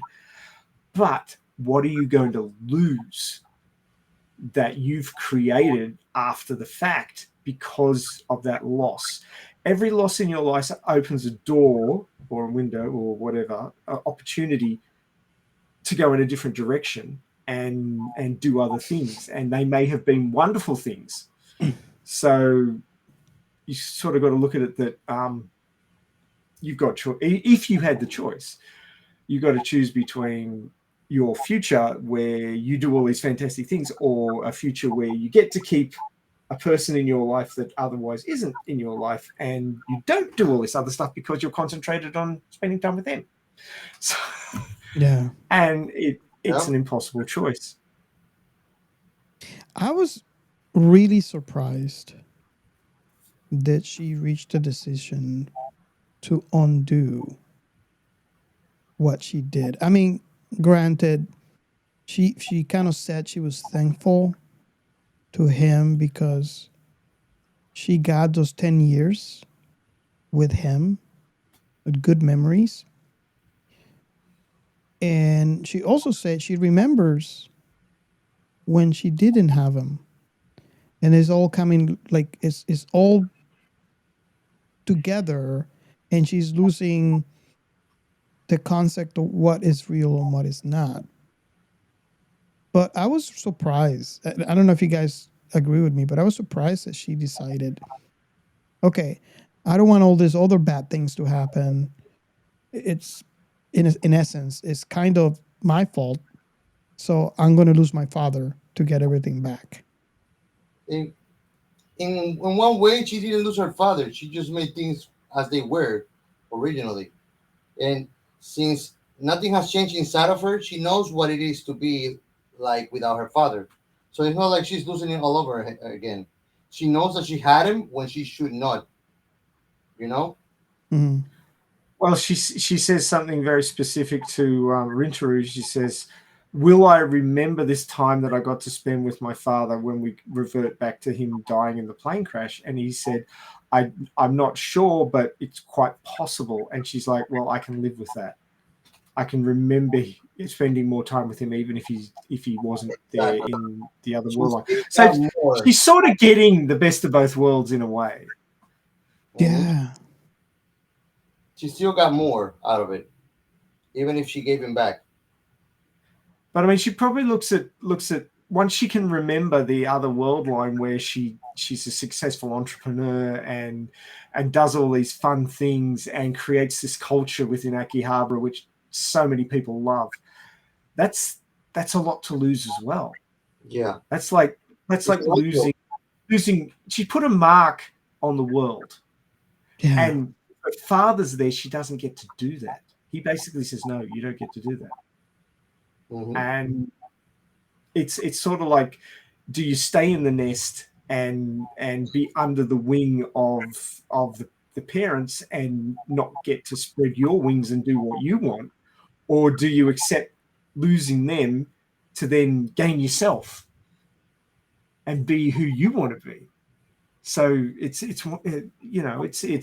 that impossible choice where I want to keep my parents around. And I know what that's like because I've had both my parents die, so I know what that feels like.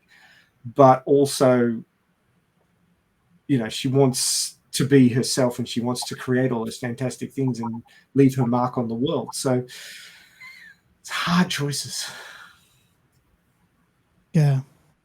I don't know. When I was watching this, I was like, that is a hard choice right there. Mm-hmm. I mean, it's different when you have no say on it and things just happen. But when you are actually making a conscious decision. But that's what I'm saying. She already went through that. She didn't have a saying on it. She lived it, and she knows it's a reality. She knows she got to cheat reality. So for her, it's not that difficult to put it back as it was and accept it because she had already accepted back then. Even though she went ahead and changed it and saved her dad, she had somewhere along the lines in the years she had accepted that her father is gone. So that means that in her mind, losing him or putting it back as it was is not losing it again. You feel me? She didn't go through that traumatic reality twice that, oh, my father's gone, he died. No, for her, it's like, okay, he's back to where he was at the beginning, you know? And reality is back to what it was. And I got to actually spend some extra time with him.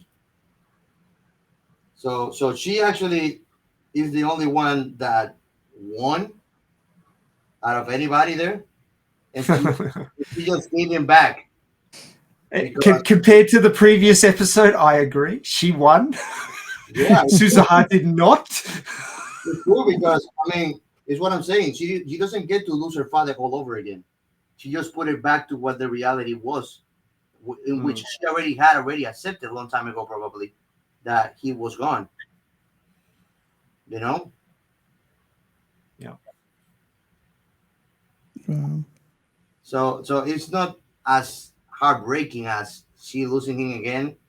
And I know it would not be that devastating for her to have memories that she got to have a little extra time with him, even when she give him back.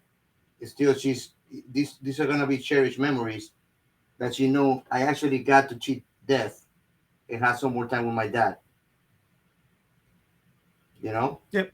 As long as she can keep those memories after the Worldline change, yep, I agree with you. She won. And if she doesn't still, then she's blissful. Bliss is her Ignorance is bliss. Yeah. That's her bliss. That she doesn't remember it. So she doesn't get to pain her one bit in any kind of way. Yeah, I can see that. Yeah, I just thought we should probably talk about that actual episode because it kind of encapsulates what's happening in the second half of the anime where they're reversing all the D-mails. And it really sort of hits home that she actually did reasonably well there. I mean, he got the shit beat out of him trying to save her. So, more harshness on the old Rintaroo there. I'm going to start talking like them to you, Ray. Yeah. Yeah. Ray Kun, yeah. Do. But you actually made me realize something, Jid. I hadn't seen the whole harem angle, but Mayuri has feelings for him that are unrequited. He falls for Kirisu, and she falls for him. Obviously, Ferris, he is Ferris's Prince Charming, although they just sort of joke around back and forth. Mayuri, because Mayuri is like giving herself completely to Koning, and he kind of ignores her really as a woman. And I mean, he has this thing going with Mitsuka, I think it is. Like Moika. What is the name again? Moika, the scientist girl. Oh no, that's Kirisu. Kirisu. Kirisu? Mm-hmm. Kirisu. So he has this dynamic of like Christina. Is that Christina. better? He has this kind of like that dynamic going on between him and her that is kind of antagonist, but it's like they like each other, Oh, they do. Like seriously. This all happened in front of Mayuri. Mayuri, I think is the name. But I have the cast here. Mayuri is the do girl. Mayuri. Yeah, it happens all on Mayuri, and like he doesn't see Mayuri as a woman, but Mayuri does see him as a man. Oh yeah. So it's messed up, It's like I feel her. Like it's her situation is heartbreaking. It's like beyond friend zoning. Yeah. Well, I didn't get to finish because there's Mayuri, there's Kirisu, there's Ferris, and there's Luca, who when the D-mail is sent and turns into a woman is completely and utterly infatuated with Rintaroo, because he actually saves her when they first meet. I think he was when he was a boy. A boy too. Yeah, but he pushed those feelings right down, like crushed them. Yeah. And just said, "Oh, I respect you."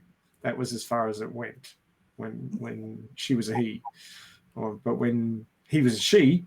Well, actually, episode 18, the next one, they actually go out on a date. That's what Luca requests before she's willing to go back to being a he. She just wanted to be his girlfriend for one day. I told you this. I told you it gets worse. But you know what? That actually sounds redemptive. Oh yeah, it is, but it's harsh. I'm going to change all my hellos going forward. All my hellos are going to change. All of them. I'm going to say doo doo doo. To me, she learns. Rukaku learns how to accept herself as she is too. Yeah, and I think that there's an infinite amount of value in that. You know. Well, let's just say that that Luca gets another MVP slot in SteinsGate Zero. I won't tell you what it is, but look out for it. Okay. Luca kicks ass and takes names. So it's good. It's good that these side characters get chances to shine. But yeah, episodes 19 and 20. Robert, you get the Kleenex ready. It's harsh. I'm afraid. I'm very afraid. And then in episode 21, I'll spoil a little bit, but there's a scene where oh god, now I'm getting the names mixed up myself. Mayuri goes to see her grandmother, which is the thing that broke her in the first place, and why Rintaru started doing the whole Hoin Koyoma thing, because he was trying to stop Mayuri from killing herself, because she was broken from the death of her grandmother. And Mayuri's at her grandmother's grave, and she's telling her grandmother about these dreams she's been having, and she dies in her dreams over and over again in all these different ways. And Rintaru's always there, and she's trying to get through to him, but she's dying, so she can't speak. And she knows that he's suffering, and she can see it. It's like, oh, Jesus. Now she remembers all the time she's died. Oh, my God. Oh, yeah. It's just like... Yo tengo mucho miedo. Yeah. Yeah. Oh, this show, man. This show. You got to keep watching. Yeah, I'm afraid. It's not like we had enough mental torture.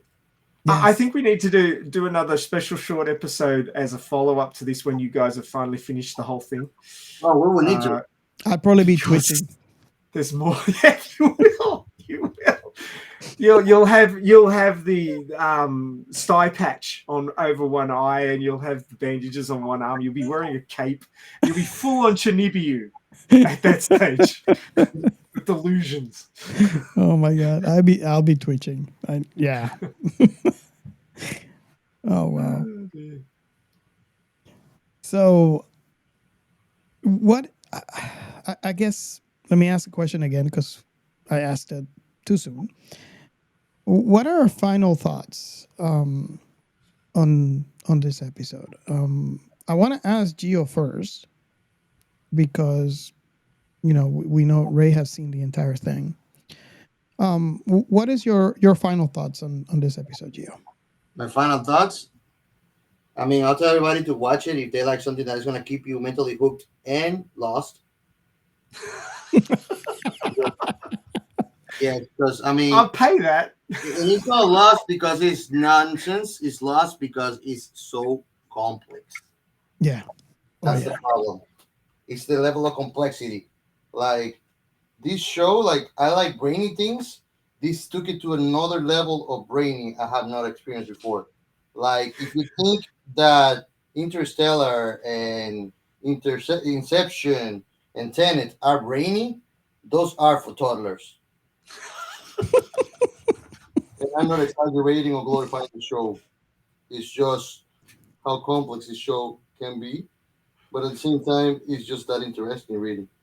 The character development, how one little action can fuck with everything else in other realities. It's just that tricky, you know. It's a total trip. I totally would suggest this show. Heads on. It's a movie. I would have to echo Gio. This show is a mind twister. It just and like I said previously, if you had the opportunity to watch me watch this, you could probably see smoke coming out of my head. It's It's just like like I love you and I hate you at the same time for bringing you to my life. yeah, I agree. If you want to be engaged and confused and tortured all at the same time, this is it. If you It's want just to feel like a woman PMSing, deciding what to eat, watch this. oh my god. How do you know what that feels like? Have I you been a was- woman in another I was married timeline? for 8 years. Whoa, world lines. Yeah. I was married for 8 years. So there you go, everybody. You heard it here first. There is a world line where Jean is a girl. Yeah. What was your name there? Where? Gianna? No, I was married for 8 years. I was victim of that symptom. No, he no, was, but what I he was was Jean Clara. Jen Clara. No, I was talking about when you were in a different world line. Gina. Gina. Oh, there you go. Yeah. I go for that. I was Roberta. But I mean, I am Gina by night and Gian by day now. I live a double life. If I was on a different world line where I was female, they'd just change the spelling of my name to REI. Oh, we'll call you Reina. Job done. Or we could still call you Max. Yeah, that Max. works too. Maxie. Maxie. But there's lots of characters in Japanese anime that are female that their names are Rei, but it's REI. Oh. Yeah. Like Rei is it Rei Ayanami? I think it's Rei Ayanami. Or if you're doing it the Japanese way, it would be Ayanami Rei, which is one of the pilots in it's that 90s anime that just kept going and going and going. Bloody hell. I've got a mind blank on it. They're fighting the angel mechas with other big mecha things. Evangelion, Rei Ayanami. Evangelion, thank you. Yes. One of my favorite animes. Evangelion, Rei Yeah. Ayanami is the name of the girl. Yes. Well, that's what I said. Ayanami Rei. Yeah. Yeah. And So- if you want to see somebody that gets more fucked up than the whole series, you just watch Rei on that show. Yeah. Until somebody can get fucked over beyond sanity. Yeah. So I guess we're coming down to Ray. What is your final thought on this? And obviously, your comment is going to be influenced on things that we are not privy to, Yes. because you've seen the whole thing. Okay. So let me give it as an analogy. Have you ever had one of those days where every time you go, like something goes wrong and you try to fix it, you think, okay, I'm a guy, I can fix things, like maybe the tap's leaking in the kitchen, and you get the spanner out and you get the washers and you're going to fix it, and you go to fix it, and either you forgot to turn off the water at the main water tap, or you somebody else turned it back on because they needed water in the garden or something like that, and they weren't thinking, well, why was this turned off? And you've got the pipes undone, and then suddenly water starts gushing out of it, and you go, oh my god, how am I going to fix this? How am I going to fix this? And you start panicking, and you're trying to fix it. No, I've got to fix it at the other end. So you run outside and turn off the mains, and you're like, phew, okay. And then you run back inside, and meanwhile, the person who was using the tap down the back is going, where's the water gone? Goes back up, turns it back on again. And you're there with the spanner. You're just about to put the washer, water in your face, and things just keep going wrong. No matter what you do, it just keeps getting worse and worse. That's this anime, right? For Rintaru. It's from the very first episode. He goes to a thing on time travel, and decides to argue with the guy giving the presentation, and he gets thrown out by a redheaded woman who he then meets in the corridor, who has never met him before. And then he finds her murdered in a pool of her own blood, covered about 10 minutes later. Wow. That freaks Yeah. him out. He sends a what he thought was a message to his friend saying, this shit has happened, but it went back in time because of what was happening in his research lab. He walks out the door into the main foyer, and there's the girl who was dead, who he's met twice and then found dead, standing there. And she says, what do you mean I'm dead? I'm standing right here. What's your price? Of course you're going to be confused. I mean, that's the first episode. Can't blame him for being crazy. That's the first episode. But, okay. But by the end of, like, if you go just straight through the first season and ignore the second season, or if you take the alternate timeline and go through the second season and come back to the first season, it gets explained. It's all understandable by the end, but you have to suffer through the entire 2 seasons. I'll tell you With by episode 17, 15, I didn't feel he was crazy that much anymore. Yes. I agree. It felt quite normal to me by then compared to when I saw it at first. I don't know if it's everything he goes through or what reality really has become to him. Yeah. So if you're a person who can watch something closely and glean all the little bits of information from it, you will enjoy this. It will be hard in places, especially if you're like Robert and you're very empathic. But through watching this, it will make you think really hard about why memories are important, why the bad things that happen to you can be really important, why you will be a different person if anything in your past was different, why people close to you are really important, and wanting to save them if you can means so much to a person if you really do care about them. You will learn so much about yourself by watching this show, and it'll be frustrating, it'll be painful, not like personally stab you in the arm painful, but sort of like emotionally painful. You'll cry, you'll laugh, if you watch it in English, it will be a lot smoother sailing than if you're watching the subs, because the subs are another level of unraveling what's going on. But the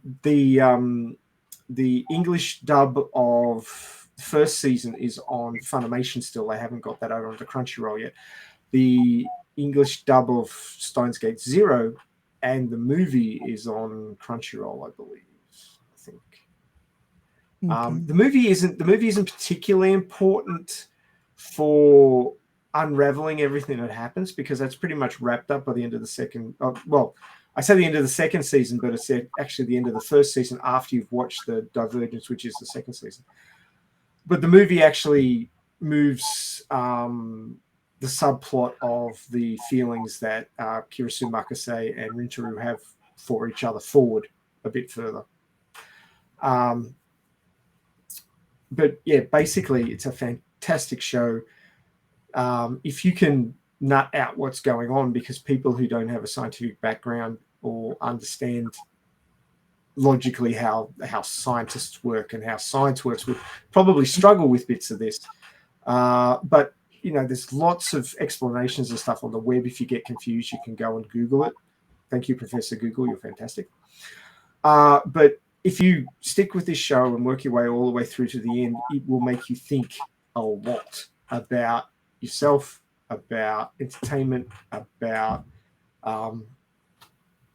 relationships, about your past, about your memories, about what the future could be like, about it's a cautionary tale. It's so many facets, and it's hovering right up. It's in my top 5, and it's hovering right up there near the top of one of my favorite animes of all time. So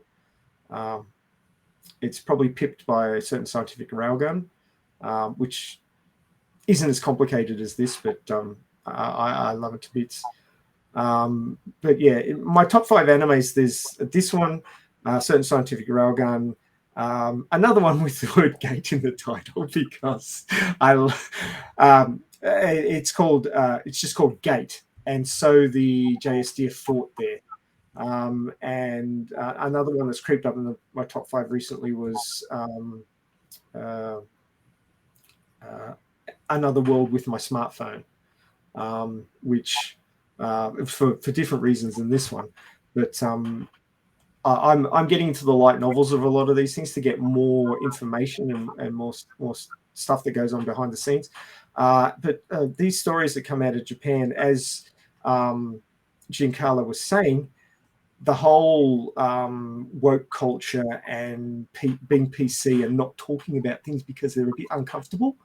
Japanese don't give a shit. They'll talk about anything. And it's great because these things need to be talked about. Hiding from difficult things doesn't make you grow as a person. Doesn't make them go away. They just stay there and they come out uglier later. Yeah, they come out uncontrolled rather than being controlled because you're facing them. So that's another thing that this show talks about: perseverance against things that are really challenging and difficult, and fighting your way through to the end. And it does have I'm spoiling a little bit for Robert because he's going to need this, but it does have a reasonably happy ending.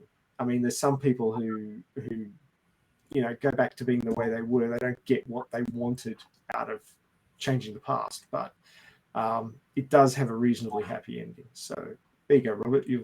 You'll come out of it having suffered, feeling a little bit warm and fuzzy.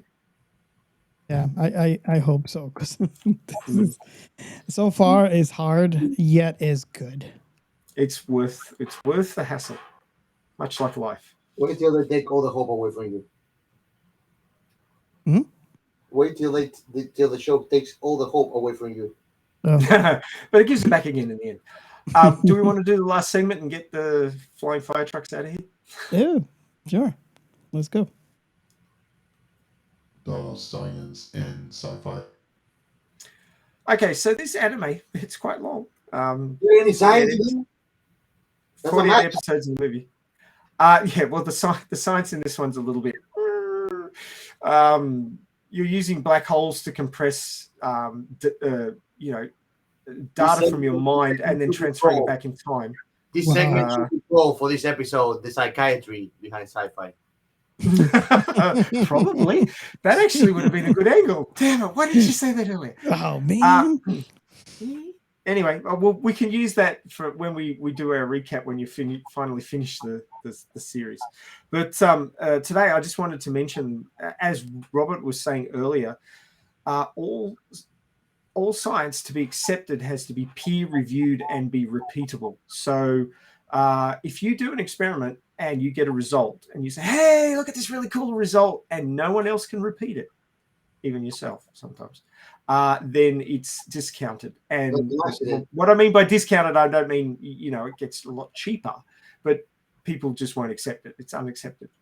And a lot of times when you're out beyond the cutting edge, the stuff that you do, especially if nobody else would dare to try it, you basically can't get peer reviewed, and therefore things can't get accepted. And as I said earlier, when the theory of the Earth being a sphere rather than being flat was first floated, it was basically shouted down because people wouldn't accept that. Just like when my father, who's now dead, but he was born in 1928, when he went to high school, the smallest particle of matter in the universe was the atom. And that's what he was taught. And a few years later, they split the atom, and now we know there's electrons and protons and neutrons and quarks and all these other tiny, tiny, tiny little things in there. Sorry, what do you mean? All the cousins and brothers and sisters of the atom. Yeah. So knowledge expands, and what we taught a few generations ago is now discounted because we know more about it. So what is sci-fi here could one day be science fact. Not that there's much in this show that is science fact, but as Robert was saying, these people would have a really hard time getting peer reviewed, although CERN was messing with the same stuff. I didn't tell anybody about it because it was somewhat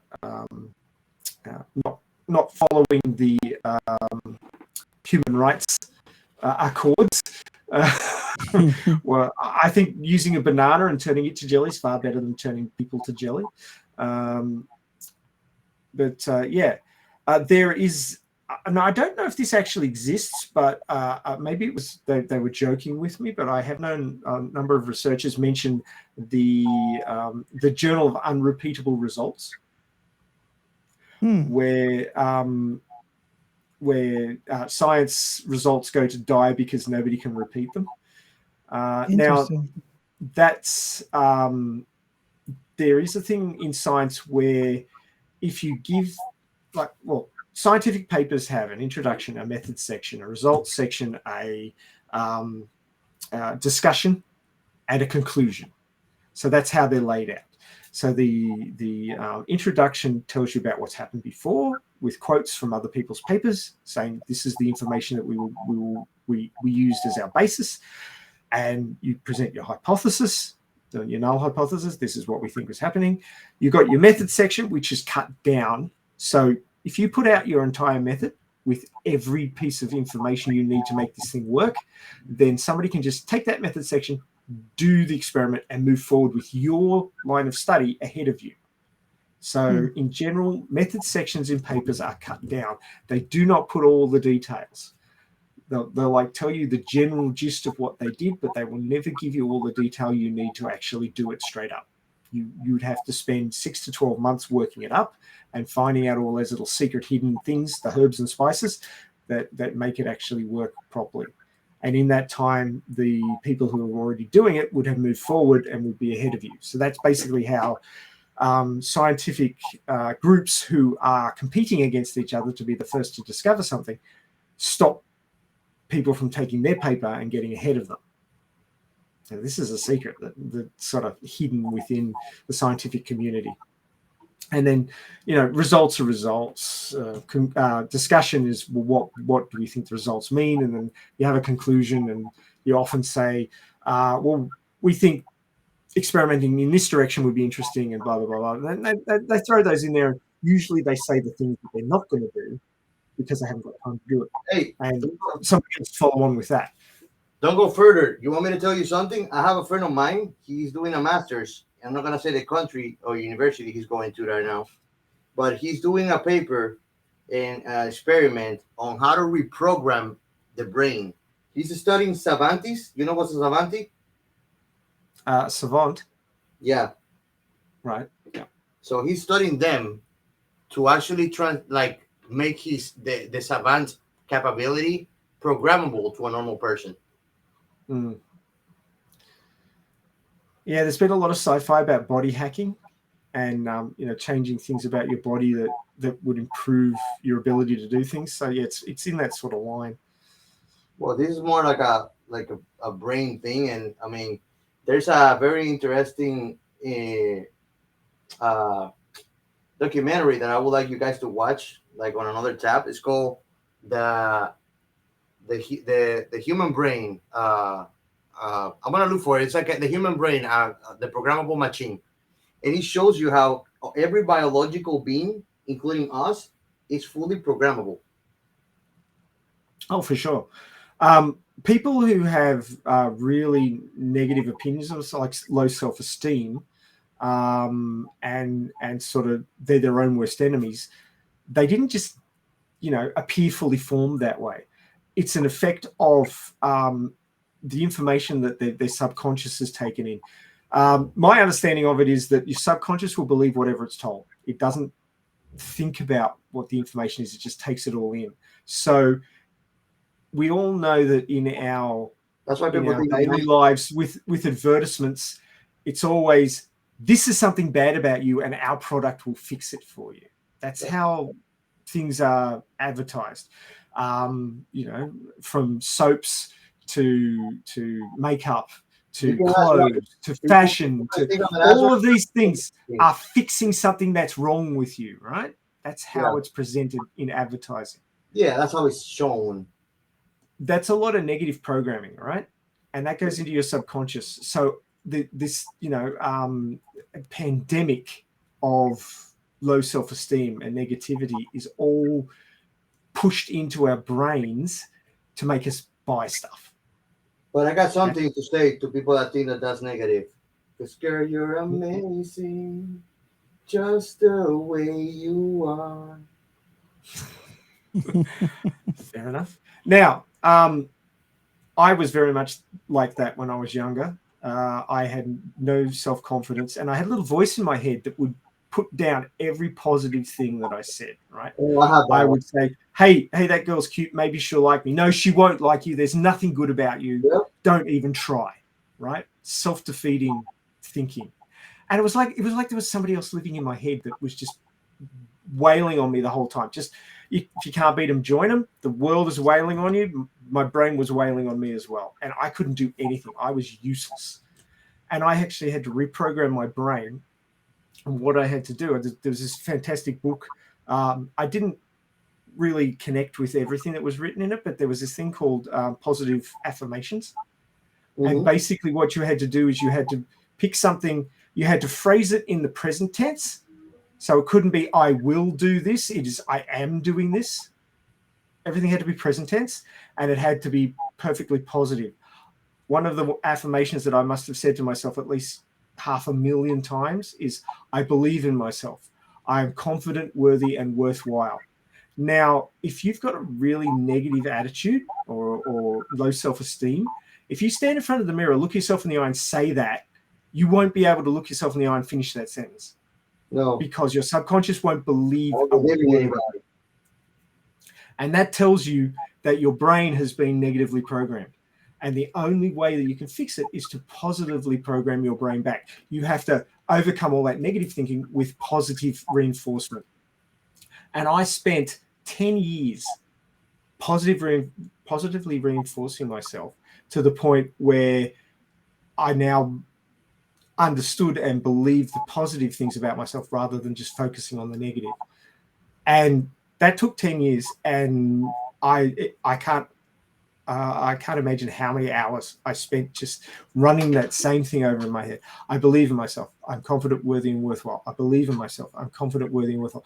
And when I went really down on myself, which I have a few times recently, I will go back to that and do it again. And basically it's overriding all the negative with positive.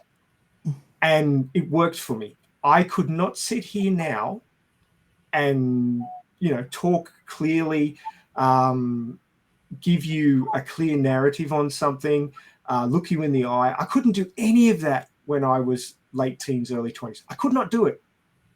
I could not believe enough in myself to have an opinion. I couldn't give you an opinion. Somebody said, what do you think about this? And I go, I don't know. And I'd always be looking at the ground. I picked up a lot of money because I was always looking down, but that was the best thing that happened.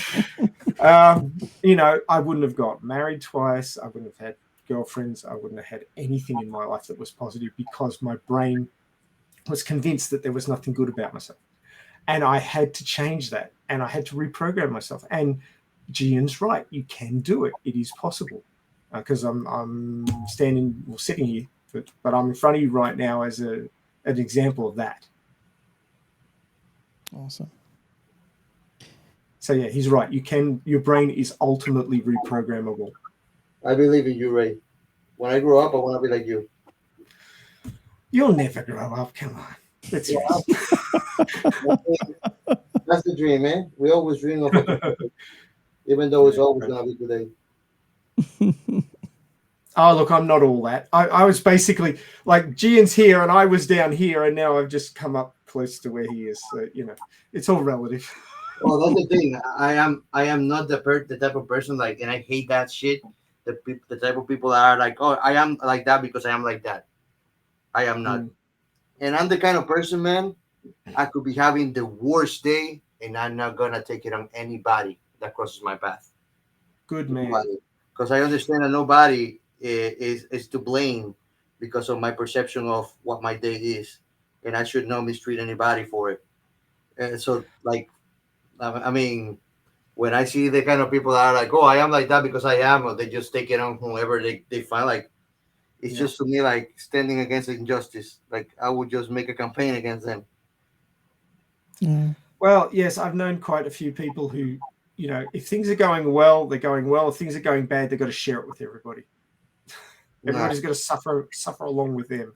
So yeah, they won't I've share. worked those They people. won't take a share of yours. That's the problem. Yeah.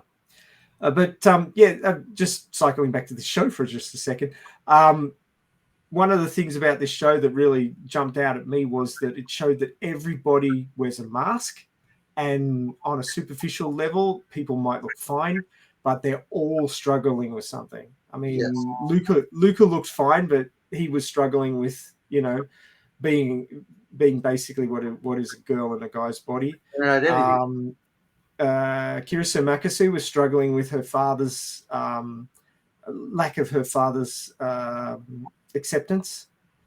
Rintaru's struggling with trying to save Mayuri because he took it upon himself to save her from the loss of the grandmother, making her want to kill herself. Obviously, Mayuri's struggling. Oh, she looks sweet and happy and all this sort of stuff, but she does some weird things, and that's the hint that everything's not right in Kansas. And she's struggling with her grandmother's death, and she's stuck in the past, and she can't move forward. Ferris is struggling with the loss of her father at a young age. Suzuha is struggling with not knowing who her father was. But when we first meet all these people, they seem fine on the surface behind the mask. Karim is struggling with being a real scientist. Yeah, that too. But basically, my point was everybody is struggling with something, even though they may not look like they're struggling with it. There's always worries. There's always deeper concerns. There's often things in the past that they haven't come to terms with. And don't, take, like Jan says, he tries, like he makes an effort, a serious effort not to take out his problems and his bad moods and things like that on other people. And likewise, don't think that somebody who looks fine is fine. Everybody is struggling with something. Anybody who tells you their life is perfect is lying, because life is not a perfect existence. There was a quote by Robin Williams that I like very much that says, like, be nice to everybody. You don't know what everybody's going through, but everybody's fighting their own demons, and you cannot find them to imagine how big they are. Yeah, and he was saying that from a personal perspective, which ended up taking his life early. So yeah. And I've learned that the most sad and affected people are the ones that smile and laugh the most, and it's because they have seen hell. They don't want anybody to go there. They're just done. Well, the worse things have been for you, the more you appreciate the good times. So yeah, it's all comparative. Boy, we got deep there, didn't we? What the show's about. I see some steam coming out of Robert's ears again. Sorry, mate. SteinsGate almost took me to the floodgates. Oh yeah. So again, you guys watch this, reach out to us. Let's discuss it in Discord. We're trying to grow our Discord. Reach out on Twitter. Let's see what you guys think. If you guys can grow my OnlyFans.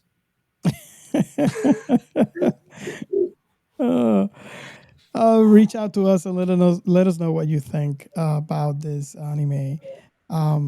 If you like it, if you don't like it, if you agree with our comments. But at any rate, let's just start the conversation. Let's kick the engagement to the next level. And hope you enjoy this episode and you come back for more. And thank you so much for being with us just one more time. Bye.